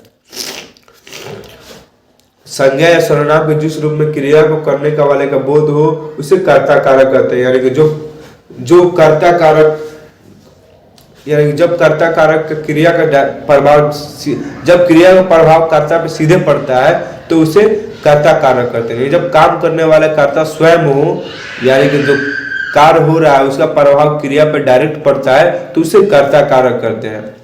इसका चिन्ह ने, कर्ता ने, यहाँ दोस्तों देख लीजिए इसका चिन्ह ने होता है।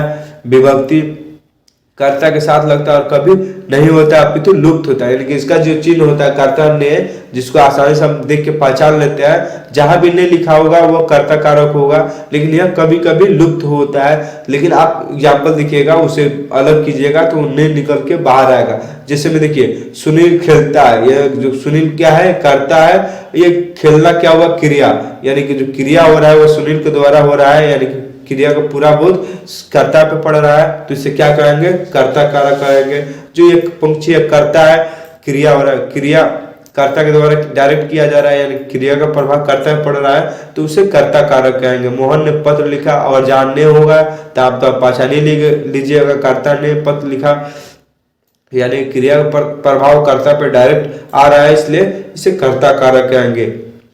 इन वाक्यों में रमेश, सुनील और पंक्षी कर्ता कारक है, क्योंकि इनके द्वारा क्रिया को करने वाले का बोध होता है। अब कर्म कारक देखिए दोस्तों, संज्ञा या सर्वनाम के जिस रूप से क्रिया का प्रभाव या का फल पड़े, यानी कर्ता का प्रभाव का जिस रूप से क्रिया के आधार पर पड़ता है, यानी कि ऐसा जब क्रिया कारक जो होता है, क्रिया काम करने वाले, वो कर्म का जगह साथ हो, तब उसे कर्म कारक कहते हैं। संज्ञा या सर्वनाम के जिस रूप से क्रिया का प्रभाव का फल पड़े, उसे कर्म कारक कहते हैं। कर्म के साथ को का विभक्ति होता है, कर्ता ने कर्म को, यानी कि कर्म के साथ को का विभक्ति है, इसके यही सबसे बड़ी पहचान होती है। कभी कभी वाक्यों में को का विभक्ति लोप भी हो जाता है।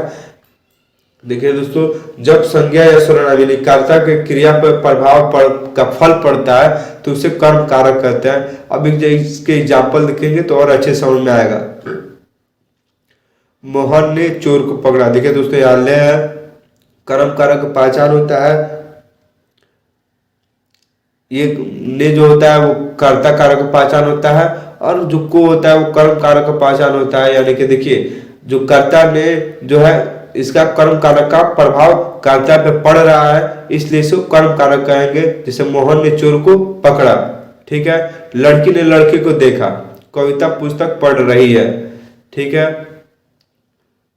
इसको आप ऐसे तोड़िएगा तो ऐसे निकल गया है, कविता पुस्तक को पढ़ रही है, यहाँ को आएगा, इसलिए वो कर्म कारक है। देखिए दोस्तों, कहना और पूछना के साथ से, ये नोट है हमारा, कहना और पूछना के साथ से प्रयोग होता है, इनके साथ को का प्रयोग नहीं होता है। यानी कि याद रखिएगा, जहाँ कहना और पूछना आएगा वहां से प्रयोग होगा, को प्रयोग नहीं होगा।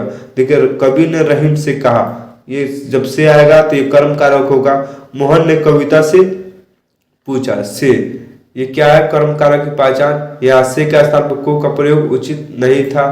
अब करण कारक देखते हैं दोस्तों, जिस साधन से अथवा जिसके द्वारा क्रिया पूरी की जाती है उसे संज्ञा कारक कहते हैं। देखिए दोस्तों, जिसके द्वारा क्रिया को पूरा किया जाता है उसे क्या कहते हैं, उसे करण कारक कहते हैं। इसकी मुख्य पहचान होती है से अथवा द्वारा। इसकी दो पहचान होती है, से होती है और द्वारा होती है। देखिए दोस्तों, यहाँ जो करण का से है, ये जुड़ाव के लिए होता है, ठीक है। आगे और देखिएगा तो समझ में आएगा। करण कारक के उदाहरण, आदमी चोर को लाठी द्वारा मारा, यहाँ द्वारा आ गया तो ये क्या है, करण कारण। अब नेक्स्ट हमारा संप्रदान कारक, जिसके लिए क्रिया की जाती है उसे संप्रदान कारक कहते हैं। यानी कि जिसके लिए क्रिया किया जाता है उसे संप्रदान कारक कहते हैं। इसमें कर्म का कारक को भी प्रयुक्त होता है, यानी कर्म कारक को भी, यानी जो कर्म कारक पहचान को होता है इसका भी प्रयोग होता है, किंतु उसका अर्थ के लिए नहीं होता है। देखिए दोस्तों, जहां भी संप्रदान कारक का पहचान होता है को के लिए, यानी कि जहां भी हमें ये सब मिले शब्द उसे हम देखते ही पहचान लेंगे ये संप्रदान कारक है। यानी कि के लिए जहां भी मिलेगा वो संप्रदान कारक होगा, ठीक है। तब आइए एक बार और देखते हैं, इसका एग्जाम्पल देखते हैं। जिसके लिए क्रिया की जाती होगी उसको करण कारक करते हैं। तो आइए एग्जाम्पल देखते हैं। हम पढ़ने के लिए स्कूल जाते हैं, देखिए दोस्तों यहाँ के लिए है तो ये संप्रदान कारक के पहचान होता है, तो हम पहचान जाएंगे कि ये संप्रदान कारक है। और के लिए गायब होगा तो भी उसका अर्थ निकलेगा। माँ बच्चों को खिलाना देती है, यानी कि माँ बच्चों को खेलने के लिए खिलाना देती है, ठीक है। तो इस कारण से भी हम पहचान सकते हैं कि यह करण कारण है। अब आइए और देखते हैं। उपरोक्त वाक्य मोहन के लिए, पढ़ने के लिए और बच्चे को संप्रदान है। अब अपादान कारक के बारे में पढ़ते हैं। अपादान का अर्थ होता है अलग होना, जिसका संज्ञात और सर्वनाम से किसी वस्तु का अवलन होना ज्ञात हो उसे अपादान कारक कहते हैं। अपादान का अर्थ होता है से, इसका पहचान होता है क्या, इसका पहचान होता है से, लेकिन अलग होने के अर्थ में, यानी कि बिछड़ाव के अर्थ में अपादान का से उपयोग होता है। और जो करण का से था वह जुड़ाव में उपयोग होता था। दोस्तों आप ज्यादा इसमें उलझिएगा मत, जो जहां जुड़ाव होगा वह करण होगा, करण कारक, और जहां मतलब बिछड़ा होगा, अलगाव होगा, वह अपादान कारक होगा। लेकिन से इसका भी होता है और से उसका भी होता है, तो आप इस चीजों का ध्यान रखिएगा। आइए एग्जाम्पल से अच्छे से समझते हैं। देखिए यहाँ लिखा भी है, करण कारण की भांति अपादान कारक का भी चिन्ह से है। देखिए दोस्तों यहाँ लिखा भी गया है, परंतु करण कारक में इसका अर्थ सहायता होता है। जो करण कारक का से होता है उसका अर्थ सहायता होता है, और अपादान का से जो होता है उसका अर्थ होता है अलग होना। आइए देखते हैं अपादान कारक के उदाहरण। वृक्ष से पत्ता गिरा। देखिए दोस्तों यहाँ वृक्ष से क्या हो रहा है, पत्ता अलग हो रहा है, इसलिए यहाँ जो से आया है वह अपादान कारक का से है। आप पहचान लीजिएगा, जो पत्ता है वृक्ष से अलगाव हो रहा है, ठीक है। राहुल छत से गिरता है, जो राहुल है छत से अलगाव हो रहा है, राहुल छत से दूर जा रहा है, गिर रहा है, इसलिए क्या होगा, यह अपादान कारक होगा। इस वाक्य में वृक्ष से छत से अपादान कारक है। अब देखिए संबंध कारक। संज्ञा अथवा सर्वनाम के जिस रूप से एक वस्तु का संबंध दूसरे वस्तु से किया जाना जाए उसे संबंध कारक कहते हैं। यानी संज्ञा अथवा सर्वनाम के जिस रूप से एक वस्तु का संबंध दूसरे वस्तु से जाना जाए उसे संबंध कारक कहते हैं। इसका पहचान का के की होता है। संबंध कारक के उदाहरण देखते हैं। सुनीता का घर दूर है। देखिए का लग गया है तो इसका संबंध स्थापित हो रहा है, सुनीता का ये घर हो गया, ठीक है। दो शब्दों में संबंध स्थापित कर रहा है, तो ये क्या है, इसका पहचान होता है का के की, तो ये संबंध कारक है। अधिकरण कारक। देखिए दोस्तों संज्ञा के जिस रूप से क्रिया के आधार का बोध हो, देखिए आगे एग्जाम्पल दिए समझ में आएगा। संज्ञा के जिस रूप से क्रिया का आधार का बोध हो उसे अधिकरण कारक कहते हैं। इसकी मुख्य पहचान में पर होता है। जहां भी में पर दिखेगा दोस्तों वह अधिकरण कारक होगा, आप याद रखिएगा। घोंसले में चिड़िया है। देखिए दोस्तों में आया इसलिए अधिकरण कारक होगा। सड़क पर चिड़िया अधिकरण कारक होगा। अब संबोधन कारक के बारे में देखते हैं। संज्ञा या जिस रूप से किसी को पुकारने तथा सावधान करने का बोध हो उसे संबोधन कारक कहते हैं। संज्ञा के जिस रूप से किसी को पुकारने या सावधान, देखिए दोस्तों पुकारा जाए या सावधान किया जाए तो उसे क्या किया जाए, संबोधन कारक के अंतर्गत रखा होता है। इसका पहचान होता है हे, अरे इत्यादि। इसका संबंध न क्रिया से और न किसी दूसरे शब्द से होता है, इस वाक्य से अलग होता है। इसका कोई कारक चिन्ह नहीं होता है, इसका सिर्फ पहचान होता है हे, अरे इत्यादि।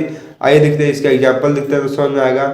रीना को मत मारो। देखिए दोस्तों यहाँ सावधान किया जा रहा है। इस प्रकार रमा देखो कैसा दृश्य है, लड़का जरा इधर आओ।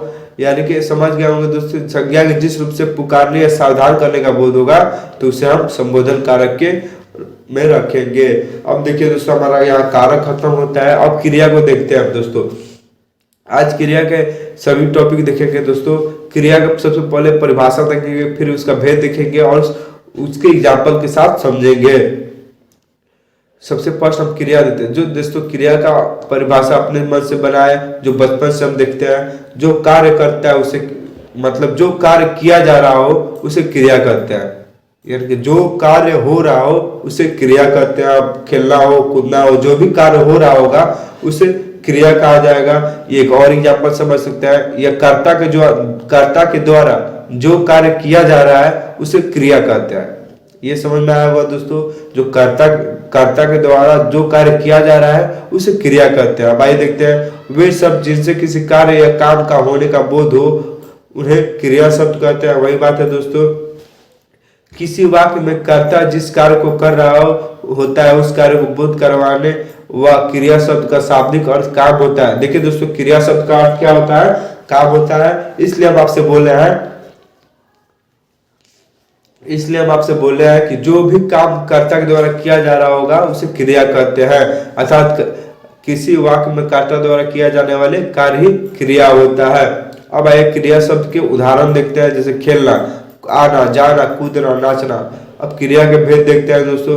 क्रिया के भेद अलग अलग आधार पर तय किए जाते हैं। अर्थात क्रिया के भेद जानने के लिए पहले क्रिया का वर्गीकरण जानना आवश्यक है। क्रिया का वर्गीकरण 3 आधार पर किया गया है, कर्म के आधार पे, प्रयोग एवं संरचना के आधार पे तथा काल के आधार पे। तो सबसे पहले हम कर्म के आधार पे क्रिया का वर्गीकरण पढ़ेंगे, उसके बाद प्रयोग एवं संरचना के आधार पे क्रिया का वर्गीकरण पढ़ेंगे, फिर काल के आधार पे क्रिया का वर्गीकरण पढ़ेंगे। तो सबसे पहले हम कर्म के आधार पे क्रिया का वर्गीकरण पढ़ते हैं। कर्म के आधार पर क्रिया के दो भेद होते हैं। सबसे फर्स्ट भेद होता है अकर्मक क्रिया, सेकेंड होता है सकर्मक क्रिया। और आइए देखते हैं अकर्मक क्रिया वे क्रिया जिनका प्रभाव वाक्य में कर्ता पर न पड़कर कर्म पर पड़ता है, यानी कि ऐसी क्रिया जिसका प्रभाव कर्ता पर न पड़ता हो, कर्म पे पड़ता है, यानी कि जो कार्य किया जा रहा है उस पर पड़ता हो, तो उसे क्या कहते हैं, उसे सकर्मक क्रिया कहते हैं। यानी कि आप एक यह होगा, एक और ये पढ़ सकते हैं, जिसका प्रभाव कर्ता पर न पड़े उसे सकर्मक क्रिया कहते हैं। दोस्तों यह आप आसानी समझ सकते हैं कि जिसका प्रभाव कर्ता पर न पड़े उसे सकर्मक क्रिया कहते हैं। अब आइए और अच्छे देखते हैं। सकर्मक क्रिया का अर्थ कर्म के साथ में होता है, अर्थात सकर्मक क्रिया में कर्म पाया जाता है। ठीक है, यहाँ पे एक बार और देखिए दोस्तों, जिसका प्रभाव कर्ता पर न पड़ के कर्म पे पड़ता है, यानी कि इसमें जो क्रिया होता है वो कर्म के साथ होता है, उसे सकर्मक क्रिया कहते हैं। इसमें जो क्रिया का जो जितना भी फल पड़ रहा होगा, असर पड़ा होगा, वो कर्म पे आएगा। ठीक है, इसमें कर्ता का कोई, आइए देखिए सकर्मक क्रिया दो प्रकार के होते हैं। सकर्मक शब्द स और कर्मक से मिलकर बना है, जहाँ स उपसर्ग का अर्थ साथ में तथा कर्मक का अर्थ कर्म के है। देखिए दोस्तों यह नाम में भी लिखा है सकर्मक, यानी कि साथ में, कर्म के साथ में। ठीक है दोस्तों, सकर्मक क्रिया के देखिए आसान भाषा में लिखा हुआ है। आसान भाषा में कहें तो क्रियाएं जिनके साथ कर्म का होना आवश्यक होता है, अर्थात बिना कर्म के वाक्य का संपूर्ण भाव प्रकट नहीं होता है, सकर्मक क्रिया होता है। अब इसके कुछ उदाहरण देखते हैं, जैसे समझ में, गीता चाय बना रही है। दोस्तों ये जो चाय हो गया, ये कर्म होगा, बना रही है, तो क्या हो गया, चाय बना रही है, ये जो क्रिया वो कर्म के साथ है, इसके कर्ता जो है गीता, इस पर कोई प्रभाव नहीं पड़ रहा है, तो ये क्या होगा दोस्तों, ये सकर्मक क्रिया होगा। जब कर्ता पे क्रिया का प्रभाव ना पड़े तो उसे सकर्मक क्रिया कहते हैं, और जब क्रिया कर्म के साथ हो उसे सकर्मक क्रिया कहते हैं। दो एग्जाम्पल थे दोस्तों। अब इन दोनों परिभाषा में यह बढ़ रहा है दोस्तों। महेश पत्र लिख रहा है, देखिए दोस्तों यहाँ जो लिखना है ये क्रिया है, अब पत्र है वो कर्म है। महेश करता है, लेकिन जो क्रिया का प्रभाव है वो कर्म पड़ रहा है। महेश पत्र लिख रहा है, इसमें कर्ता का प्रभाव कहीं नहीं है, इसलिए सकर्मक क्रिया। हमने एक नया मकान बनाना, देखिए बनाए क्रिया, मकान कर्म हो गया। वह मुझे अपना भाई मानती है, राधा खाना खाती है। दोस्तों आप इस प्रकार समझिए, जो सकर्मक क्रिया होता है वह हमेशा कर्म के साथ होता है, कर्म के साथ होता है, इसमें कर्ता पे कोई प्रभाव नहीं पड़ता, यानी सकर्मक क्रिया पे कर्ता में कोई प्रभाव नहीं पड़ता है। सभी उदाहरणों में नेक्स्ट आइए। अब देखिए दोस्तों सकर्मक क्रिया कैसे पहचाने, ये देख लीजिए दोस्तों, आपके लिए इंपॉर्टेंट है, आप भूल जाते हैं, इसलिए हम सभी को लिख के लाए हैं। सबसे पहले वाक्यों में क्रियापद से पहले क्या लगाकर वाक्य को सवाल की तरफ पढ़ना है, यानी कि जो भी वाक्य है उस सबको पहले क्या लगाना है, उसे वाक्य की तरफ पढ़ना है। यदि उस वाक्य में सकर्मक क्रिया होगी तो आपको वाक्य में प्रयुक्त कर्म के रूप में जवाब मिल जाएगा। यदि आपको जवाब नहीं मिले तो यकीनन वह वाक्य सकर्मक क्रिया का उदाहरण नहीं है। जैसे एग्जाम्पल दिया, रमेश खाना बना रहा है, इस वाक्य में हम क्रियापद बना रहे हैं, जैसे से पहले क्या लगाकर वाक्य पढ़ते हैं, रमेश क्या बना रहा है। इस सवाल का जवाब होगा कि खाना बना रहा है, अतः इसमें वाक्य में बना रहा है सकर्मक क्रिया है। आइए दोस्तों एक चेक करते हैं, यहाँ राधा क्या लगाते हैं कर्म के पहले, राधा क्या बना रही है, तो हमारा उत्तर आएगा राधा खाना बना रही है, यानी कर्म हमारा उत्तर आ गया, तो इसमें सकर्मक क्रिया होगा। आइए दोस्तों आगे देखते हैं अकर्मक क्रिया। ऐसे क्रियाएं जिनका प्रभाव कर्ता पर पड़ता है, यानी कि वे क्रियाएं जिनका प्रभाव कर्ता पर पड़े। देखिए दोस्तों, जिनका प्रभाव कर्ता पे पड़ता है उन्हें क्या कहते हैं, उन्हें अकर्मक क्रिया करते हैं। आप आसान भाषा में पढ़िए, इसमें जो भी प्रभाव पड़ेगा क्रिया का वह कर्ता पे पड़ेगा, यानी कि जिनका प्रभाव कर्ता पे पड़े उन्हें अकर्मक क्रिया कहते हैं।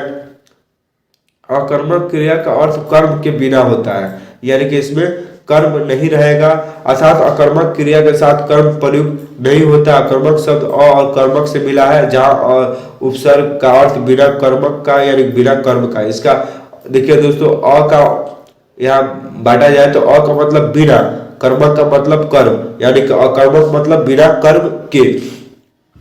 अकर्मक क्रिया में कर्म नहीं होता। आइए एग्जाम्पल देखते हैं। रमेश दौड़ रहा है, यहाँ जो दौड़ना है क्रिया कार्य हो रहा है वो उसका प्रभाव कर्ता पे पड़ रहा है यानी रमेश पे पड़ रहा है, तो यह अकर्मक क्रिया होगा। मैं एक अध्यापक हूँ, यहाँ कर्ता पे प्रभाव पड़ रहा है। वह मेरा दोस्त है, ठीक है, वह मेरा मित्र है। मैं रात भर नहीं सोया, इसमें कर्म नहीं है, इसमें जो भी प्रभाव पड़ रहा है वह कर्ता पे पड़ रहा है। उपयुक्त सभी उदाहरणों में कर्म कारक उपस्थित नहीं होता, यहाँ कर्मक क्रिया है। अब दोस्तों हमारा क्रिया खत्म हो गया, अब हम विराम चिन्ह के बारे में पढ़ेंगे। देखिए दोस्तों, विराम चिन्ह के बारे में पढ़ेंगे, इसकी परिभाषा देखेंगे, इसके एग्जाम्पल देखेंगे, इसके कितने प्रकार के विराम चिन्ह होता है, उन सभी को एक एक करके अच्छे से देखेंगे। तो सबसे पहले हम ये जानने की कोशिश करते हैं कि विराम चिन्ह हमारा होता क्या है। देखिए दोस्तों, विराम शब्द का शाब्दिक अर्थ होता है ठहराव यानी कि रुकना। एक व्यक्ति अपनी बात कहने के लिए, उसे समझाने के लिए, किसी कथन पर बल देने के लिए, आश्चर्य आदि भाव की अभिव्यक्ति के लिए कहीं कम समय के लिए तो कहीं अधिक समय के लिए ठहरता है। देखिए दोस्तों, हम बता रहे हैं एक व्यक्ति जब अपनी लिखित लिखित तरह से लिखित प्रकार से अपनी भाषा को बोल रहा होगा, तो वो अपनी कहीं ना कहीं किसी स्थान पे थोड़ा सा समय के लिए रुकेगा या ज्यादा समय के लिए रुकेगा। उसी अब ठहराव को क्या कहते हैं, उसी ठहराव के लिए हम विराम चिन्ह का प्रयोग करते हैं। ठीक है दोस्तों, आगे लिखा, भाषा के लिखित रूप में ठहरने का स्थान पे जो निश्चित संकेत चिन्ह लगाया जाता है, यानी कि भाषा के लिखित, ये दोस्तों आप इंपॉर्टेंट है, आप यहाँ से इंपॉर्टेंट है। भाषा के लिखित रूप में ठहरने का स्थान पे जो निश्चित संकेत चिन्ह लगाए जाते हैं उन्हें विराम चिन्ह कहते हैं। विराम चिन्ह के प्रयोग से भाषा में स्पष्टता आती है और भाव समझने में सुविधा होती है। एग्जाम्पल देखिए, रोको मत जाने दो, रोको मत जाने दो। यहाँ देखिए दोस्तों, यहाँ एक आदमी जा रहा है, तो यहाँ कहा रहा है रोको मत जाने दो, यानी कि जो व्यक्ति जा रहा है उसे रोकना नहीं है, उसे सीधे जाने देना है। यहाँ है रोको मत जाने दो। हेलो सॉरी दोस्तों, गलती हो गया, यहाँ कुछ और था। देखो यहाँ लिखा हुआ है रोको, व्यक्ति कोई जा रहा है उसे रोकना है, उसे आगे नहीं जाना देना है। ठीक है, इस एग्जाम्पल में देखिए सेम ये विराम चिन्ह, यहाँ रोको मत जाने दो। यहाँ कोई व्यक्ति जा रहा है, उसे रोकना नहीं है, उसे आगे जाने देना है। पहले उल्टा हो गया था। देखिए दोस्तों, एक ही विराम चिन्ह है लेकिन मतलब अलग अलग होता है। यहाँ इस वाक्य में मतलब होता है रोको मत जाने दो, यानी कि उस व्यक्ति को आगे नहीं जाने देना है। इस वाक्य में है शब्द सभी है लेकिन विराम चिन्ह की वजह से इसका मतलब अलग होता है। जो आदमी को रोको मत, सीधे जाने दो, यानी कि उसे रोकना नहीं है, वो जहाँ रहे तहाँ जाए। देखिए, उक्त उदाहरण से स्पष्ट होता है कि विराम चिन्ह के प्रयोग से भिन्नता का अर्थ परिवर्तन हो जाता है। अब विराम चिन्ह के प्रकार देखते हैं दोस्तों। हिंदी में निम्न विराम चिन्ह होते हैं। सबसे फर्स्ट विराम होता है हमारा अल्प विराम। अंग्रेजी शब्द कोमा के अर्थ में अल्प विराम प्रयुक्त होता है, यानी कि इसका इंग्लिश शब्द कोमा होता है दोस्तों। अल्प विराम का अर्थ है थोड़ी देर के लिए रुकना या ठहरना, यानी कि अल्प विराम का मतलब होता है थोड़ी देर के लिए रुकना या ठहरना। वह वाक्य में जिस स्थान पर बहुत ही कम ठहरना हो वहां अल्प विराम लगाया जाता है। सामान्यतः अल्प विराम का प्रयोग निम्नलिखित स्थितियों में होता है, जहां एक तरह से कई पद शब्द वाक्यांश या वाक्य एक साथ आते हो, जैसे रमेश, सुरेश, महेश, वीरेंद्र। जहां एक जैसे शब्द आते हो वहां अल्प विराम का उपयोग होता है। युधिष्ठिर, अर्जुन, भीम तीनों कुंती के पुत्र थे। खाओ पियो और मौज करो। अब देखिए दोस्तों, अर्ध विराम के बारे में देखते हैं। अर्ध विराम को अंग्रेजी में सेमीकोलन कहते हैं। इसका अर्थ होता है आधा विराम, या जहां पूर्ण विराम की तुलना में कम रुकना होता है वहां अर्ध विराम का प्रयोग होता है। इसका प्रयोग निम्नलिखित स्थितियों में होता है, जहां संयुक्त बातों को मुख्य उपवाक्यों में परस्पर संबंध नहीं होता है, वहां अर्ध विराम द्वारा उन्हें अलग किया जाता है। उसने अपने माल को बचाने के लिए अनेक उपाय किए परंतु वह सब निष्फल हो गया।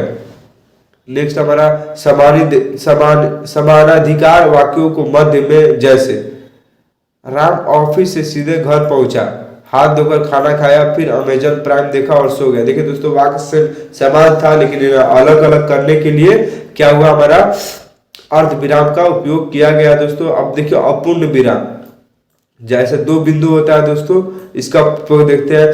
समानाधिकार उपवाक्यों के बीच जब कोई संयोजक चिन्ह हो उसे अर्धविराम कहते हैं। जब समान वाक्य हो, एक जैसा वाक्य हो, तो उनके बीच अल्प अपूर्ण विराम का उपयोग होता है, जो ऐसे होता है। एग्जाम्पल है छोटा सवाल, बड़ा सवाल।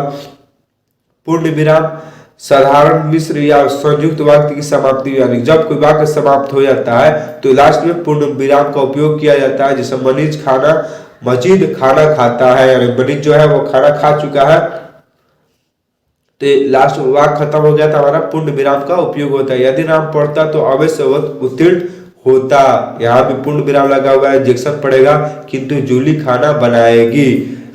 प्रश्न सूचक चिन्ह, जब दोस्तों प्रश्न पूछा गया हो तो अंतिम में प्रश्न सूचक चिन्ह लगाया जाता है, और उसको क्वेश्चन में जब क्या हो कौन हो, देखिए दोस्तों प्रश्न सूचक वाक्यों के अंत में लगता है। जैसे में तुम कहाँ रहते हो, उसकी पुस्तक कितने लिए, राम घर पे है या नहीं है, यानी प्रश्न सूचक जो होता है वह वाक्य के अंतिम में लगता है। संबोधक चिन्ह, जब किसी को पुकारा या बुलाया जाए, जैसे हे प्रभु अब यह जीवन नौका तुम ही पार लगाओगे, मोहन इधर आओ, यानी कि संबोधन चीज का जब किसी को पुकारा जाए तो संबोधन चिन्ह का प्रयोग होता है। नेक्स्ट हमारा विस्मय सूचक चिन्ह, हर्ष शोक घृणा भय विस्मय आदि भाव के सूचक शब्दों का वाक्यों में अंत में किया जाता है, यानी कि विस्मय सूचक चिन्ह होता है, ये इस शब्दों के अंत में किया जाता है। देखिए दोस्तों, वाह में ऐसे वाह क्या सुंदर दृश्य है, हाय मैं क्या करूं, अरे तुम प्रथम श्रेणी में उत्तीर्ण हो गए हो। योजक चिन्ह, यस इसे हम समास चिन्ह भी बोलते हैं। इस प्रकार का होता है, दो शब्दों को जोड़ने के लिए तथा द्विल तथा तत्पुरुष समास में, देखिए दोस्तों समास आगे पढ़ेंगे तो आपको समझ में आएगा कि दो शब्दों को जोड़ने के लिए ऐसा इस योजक चिन्ह का प्रयोग होता है। जैसे देखिए सुख दुख, एक जैसा शब्द था माता पिता प्रेम सागर, आप इसे इस प्रकार भी समझ सकते हैं। दो समानार्थी शब्दों को जोड़ने के लिए योजक चिन्ह का प्रयोग होता है, या जो अपोजिट शब्दों का जोड़ने के लिए योजक चिन्ह का प्रयोग होता है। जैसे रात दिन, तो आप कैसे लिखिएगा, रात, और इस प्रकार लिखिएगा दिन। एक अपोजिट शब्दों को जोड़ने के लिए भी योजक चिन्ह का प्रयोग होता है, और दो समानार्थी शब्दों को जोड़ने के लिए भी योजक चिन्ह का प्रयोग होता है। अब निर्देशक दोस्तों, योजक और निर्देशक चिन्ह में ज्यादा फर्क नहीं होता, बस ये थोड़ा छोटा होता है और ये थोड़ा लंबा होता है। नाटकों के संवादों में इसका उपयोग होता है। मनसा बेटी यदि तुम जानती, मणिमाला क्या है, जब परस्पर संबंध या समान कोटि की कई एक वस्तुओं का निर्देश किया जाए। जैसे काल तीन प्रकार के होते हैं, भूतकाल, वर्तमान काल, भविष्य काल। जब कोई बात अचानक छोड़ दी जाए, जैसे यदि आज पिता जीवित होते, देखिए दोस्तों यहाँ निर्देशक होता लंबा होगा चिन्ह, पर अब उसका जो कथन होगा, जब वाक्य के भीतर कोई वाक्य लाया जाए, महामना मदन मोहन मालवीय ईश्वर उनकी आत्मा को शांति दे, भारत की महानुभूति थे। अब विवरण चिन्ह दोस्तों, विवरण चिन्ह ऐसे होता है, जब किसी कही हुई बात को स्पष्ट करने या उसका विवरण प्रस्तुत करने के लिए वाक्य के अंत में इसका प्रयोग किया जाता है। यानी कोई भी बात को स्पष्ट करने के लिए, अर्थ बताने के लिए इसका उपयोग किया जाता है। पुरुषार्थ चार है, अब इसका अर्थ बताएगा धर्म, अर्थ, काम और मोक्ष। देखिए दोस्तों यहाँ चिन्ह है, निम्न शब्दों की व्याख्या कीजिए। व्याख्या करने के लिए भी इसका उपयोग किया जाता है। हस्पंद, इसे विस्मरण चिन्ह भी बोला जाता है। इसमें इस विस्मरण चिन्ह इसे विस्मरण चिन्ह भी कहते हैं।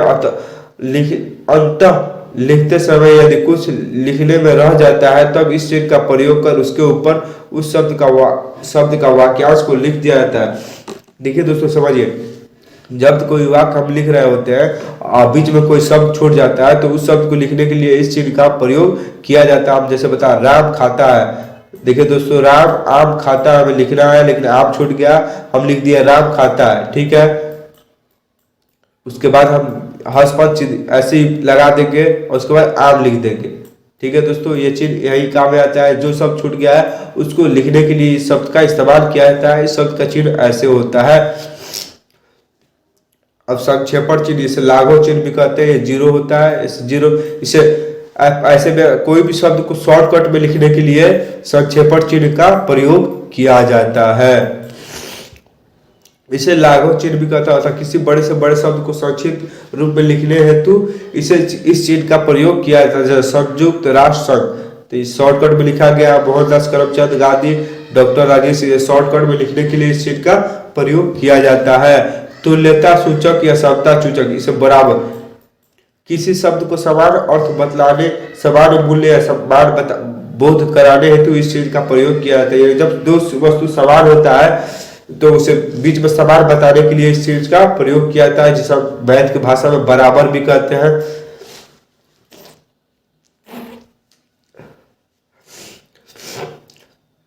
यानी कि बराबर चिन्ह को बताने के लिए तुल्यता सूचक या समता सूचक चिन्ह का प्रयोग किया जाता है, जैसे भानु बराबर सूर्य, 1 रुपया बराबर 100 पैसे। लास्ट हमारा कोष्ठक, किसी शब्द का अर्थ बतलाने के लिए इस चीज चिन्ह का प्रयोग किया जाता है। जैसे कोई शब्द लिखे हम उसका अर्थ बताने के लिए ऐसे करके इसका प्रयोग किया जाता है। दोस्तों यह चीज लिखा है, वाक्य में प्रयुक्त किसी पद का अर्थ स्पष्ट करने हेतु मुंह की उपमा मयंक चंद्रमा से दी जाती है। जैसे नाटक में पत्र का अभिनव के भावों को प्रकट करने के लिए कोमा खिन्न होकर मैं क्या करूं ठहर कर। जैसे दोस्तों नाटक है, लिखा जाता है ऐसे बीच में क्या करना है उसका, जैसे खिन्न होकर यानी थोड़ा गुस्सा होकर बोलना है मैं क्या करूं, किंतु नहीं, या थोड़ा ठहर के लिखना होता है। तो यहाँ कोष्ठक लिख के अर्थ उसका लिख दिया जाता है, बीच में क्या करना है आपको बात, उसके बाद शब्द को लिखा जाता है। तो थोड़ा ठहर के यानी थोड़ा रुकना है, मुझे विवाद करने का अधिकार नहीं।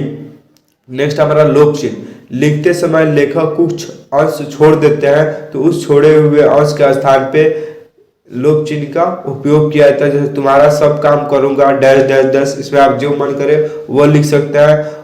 जिसे रिक्त स्थानों की पूर्ति करने के लिए जो प्रश्न पूछा जाता है उसमें भी लोप चिन्ह का उपयोग किया जाता है।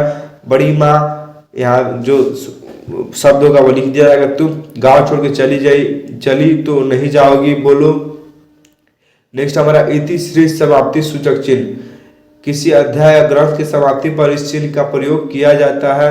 विकल्प चिन्ह, जब दो में से किसी एक को चुनने का विकल्प हो, जैसे शुद्ध वर्तनी वाला शब्द है कवित्री या कवित्री, या दोनों शब्द समानार्थी है, जैसे जोशदार रहने वाला है शाश्वत या सनातन या नित्य। यानी कि जब दो एक शब्दों में से जब विकल्प चुनना हो, दो शब्द दिया गया हो, तब इस विकल्प चिन्ह का उपयोग किया जाता है। चाहे जब दो चीजों का दो शब्द अपोजिट हो तो उनके बीच में इस शब्द का प्रयोग किया जाता है। पुनरावृत्ति चिन्ह, जब ऊपर लिखी किसी बात का ज्यों का त्यों नीचे लिखना हो तो उसके नीचे पुनः वही न लिख के इस चिन्ह का प्रयोग किया जाता है। जब कोई वाक्य लिखते हैं, कोई शब्द छूट जाता है, एक लाइन ये लिखे राम आम खाता है, नीचे में उन्हीं बातों को दोहराना है तो हम बात को न दोहरा के इस चिन्ह का प्रयोग कर देते हैं, जिससे हम वही शब्द का मतलब समझ जाते हैं। नेक्स्ट हमारा दोस्तों यहाँ खत्म होता है विराम चिन्ह। अब हम समास पढ़ते हैं, समास हमारा लास्ट है। सबसे पहले हम समास की परिभाषा देखेंगे, भेद देखेंगे और उसका उदाहरण देखेंगे। तो समास इसका परिभाषा देखते हैं दोस्तों, जब दो या दो से अधिक शब्दों के योग से नवीन शब्द बनाने की विधि को समास कहते हैं। यानी देखिए दोस्तों, जब दो या दो से अधिक शब्दों के योग से कोई नया शब्द बनता है तो उसे समास कहते हैं, यानी उस विधि को समास कहते हैं। जब दो या दो से अधिक शब्दों को मिला के कोई शब्द बनाया जाता है तो उस विधि को क्या कहते हैं, उस विधि को समास कहते हैं। इस विधि से बने शब्दों का समस्त पद कहते हैं। यानी कि समास उसे कहते हैं जब दो या दो से अधिक शब्दों से जोड़ के एक नया शब्द बनाया जाता है तो उस विधि को समास कहते हैं। और जो नया शब्द बनता है तो उसे समस्त पद कहते हैं। समस्त पदों को अलग अलग किया जाता है तो इस प्रक्रिया को समास विग्रह किया जाता है कहा जाता है। यानी जब जो नया शब्द बनता है उसे अलग अलग किया जाता है तो उसे समास विग्रह कहा जाता है। समाज रचना में कभी पूर्व पद और कभी उत्तर पद या दोनों ही पद प्रधान होते हैं, यही विधि समस्त पद कहलाते हैं। जैसे देखिए दोस्तों, प्रधान पूर्व पद शिव भक्त पूर्व पद, ठीक है दोस्तों। इसमें देखिए पहला पद क्या है, शिव प्रधान है। जेब खर्च, इसमें समस्त पद जो नया शब्द बनता है जेब खर्च। दोस्तों इस प्रक्रिया को हम समास कहते हैं। जब दो शब्दों को मिला के एक नया शब्द बनता है तो उसे हम समास कहते हैं। और देखिए दोस्तों, जो नया शब्द बनता है उसे क्या कहते हैं, समस्त पद कहते हैं। जब दो शब्दों को मिला के जो नया शब्द बन रहा है उसे समस्त पद कहते हैं।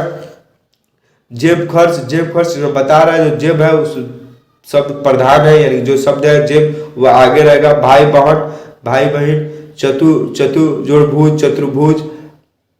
देखिए दोस्तों, परस्पर संबंध रखने वाले दो या दो से अधिक शब्दों पदों के मेल योग से समास कहते हैं। इस प्रकार एक स्वतंत्र शब्द की रचना होती है। उदाहरण रसोई घर, देशवासी, चौराहा आदि। हिंदी में 6 समास होते हैं दोस्तों। अव्ययी भाव समास, तत्पुरुष समास, द्विगु समास, द्वंद्व समास, कर्मधारय समास, बहुब्रीहि समास। अब सबसे फर्स्ट हम अव्ययी भाव समास के बारे में पढ़ते हैं। इसमें देखिए दोस्तों, इसमें पहला पद प्रधान होता है। इस समास का पहला पद अव्यय होता है और यही प्रधान होता है दोस्तों। अव्ययी भाव में पहला पद जो पहला उपसर्ग होता है वही प्रधान होता है। इसको पहचानने का ट्रिक है दोस्तों। देखिए दोस्तों, जैसे भर पेट, इसमें पेट भर कर, यानी कि भर पेट है जो दोस्तों, इसमें इसका अर्थ क्या हुआ, पेट भर कर। जो इसमें भर है दोस्तों वो क्या है, वो अव्ययी भाव समास है। यथा योग्य, योग्यता के अनुसार जो यथा हो गया वो अव्ययी समास हो गया। प्रतिदिन यानी कि हर दिन। आज जन्म भर, इसमें जो पहला पद है वही प्रधान है दोस्तों। नेक्स्ट हमारा तत्पुरुष समास। इस समास में प्रथम शब्द, देखिए दोस्तों, जो अव्ययी भाव समास था उसमें पहला पद प्रधान था, लेकिन तत्पुरुष समास में दूसरा पद प्रधान होता है। इसमें दूसरा पद प्रधान होता है। इस समास में प्रथम शब्द गौड़ तथा द्वितीय पद प्रधान होता है, उसे तत्पुरुष समास कहते हैं। यानी जिस समास में द्वितीय पद प्रधान हो उसे तत्पुरुष समास कहते हैं।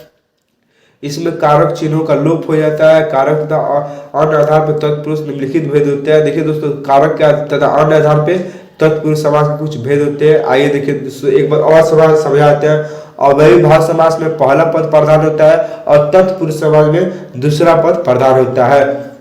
अब देखिए दोस्तों, कर्म तत्पुरुष प्रधान, इसमें को, इस समास को जब विग्रह किया जाता है तो उसमें को निकल के आता है। ठीक है दोस्तों, जैसे कर्म बस चालक, बस को चलाने वाला, इसमें कर्म तत्पुरुष में को विलुप्त होता है दोस्तों। विभक्ति कारक चिन्ह लोप होता है, यानी कि बस चालक, बस को चलाने वाला। गगनचुंबी, गगन को चूमने वाला। स्वर्ग प्राप्त करने वाला। माखन चोर, माखन को चुराने वाला। जो कर्म तत्पुरुष में कर्म लोप होता है। कर्म तत्पुरुष में से द्वारा प्रसंग लोप होता है। कर्म तत्पुरुष में से और द्वारा लोप होता है।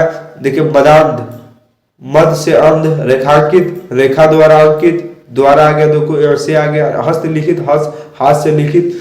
कष्ट साध्य, कष्ट से साध्य। संप्रदाय तत्पुरुष, इसमें को के लिए लोप होता है। माने हथकड़ी, हाथ के लिए कड़ी। देखिए दोस्तों, के लिए आ गया। परीक्षा भवन, परीक्षा के लिए भवन। हवन सामग्री, हवन के लिए सामग्री। सत्याग्रह, सत्य के लिए आग्रह। अपदार्थ तत्पुरुष, इसमें से अलग होने के भाव में लोप होता है, यानी जो से होता है अलग होने वाला भाव वो लोप होता है, यानी विलुप्त होता है। जब से विग्रह किया जाता है तो बाहर निकल के आता है। जैसे पथ भ्रष्ट, पथ से भ्रष्ट। ऋण मुक्त, ऋण से मुक्त। जन्माद्य, जन्म से अंधा। भयभीत, भय से भीत।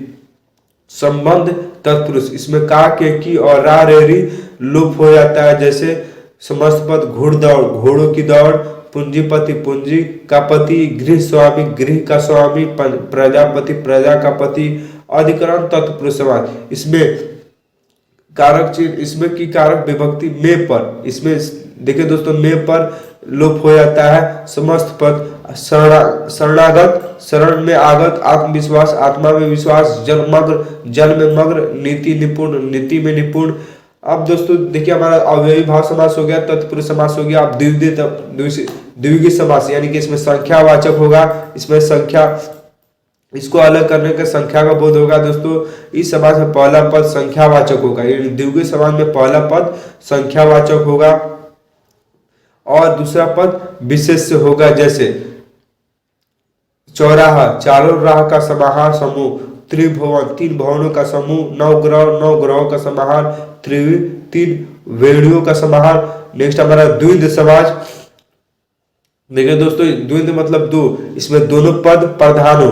देखिए याद रखने के लिए अच्छा टॉपिक है दोस्तों। जिस समाज के दोनों पद प्रधान हो उसे द्विंद समाज कहते हैं। इस समाज में दोनों पद प्रधान होते हैं तथा और या अथवा आदि शब्दों का लोप होता है। देखिए दोस्तों, इसमें दोनों पद प्रधान होता है, लेकिन जब समास विग्रह होता है तब तथा या अथवा आदि शब्दों का लोप होता है। जैसे आय वय, आय और वय। माता पिता, माता और पिता। भीम और अर्जुन, भीम और अर्जुन। अन्न और जल, अन्न और जल। इसे आप ऐसे भी कर सकते हैं कि दो अपोजिट शब्दों का मेल होता है और दोनों शब्द प्रधान होते हैं।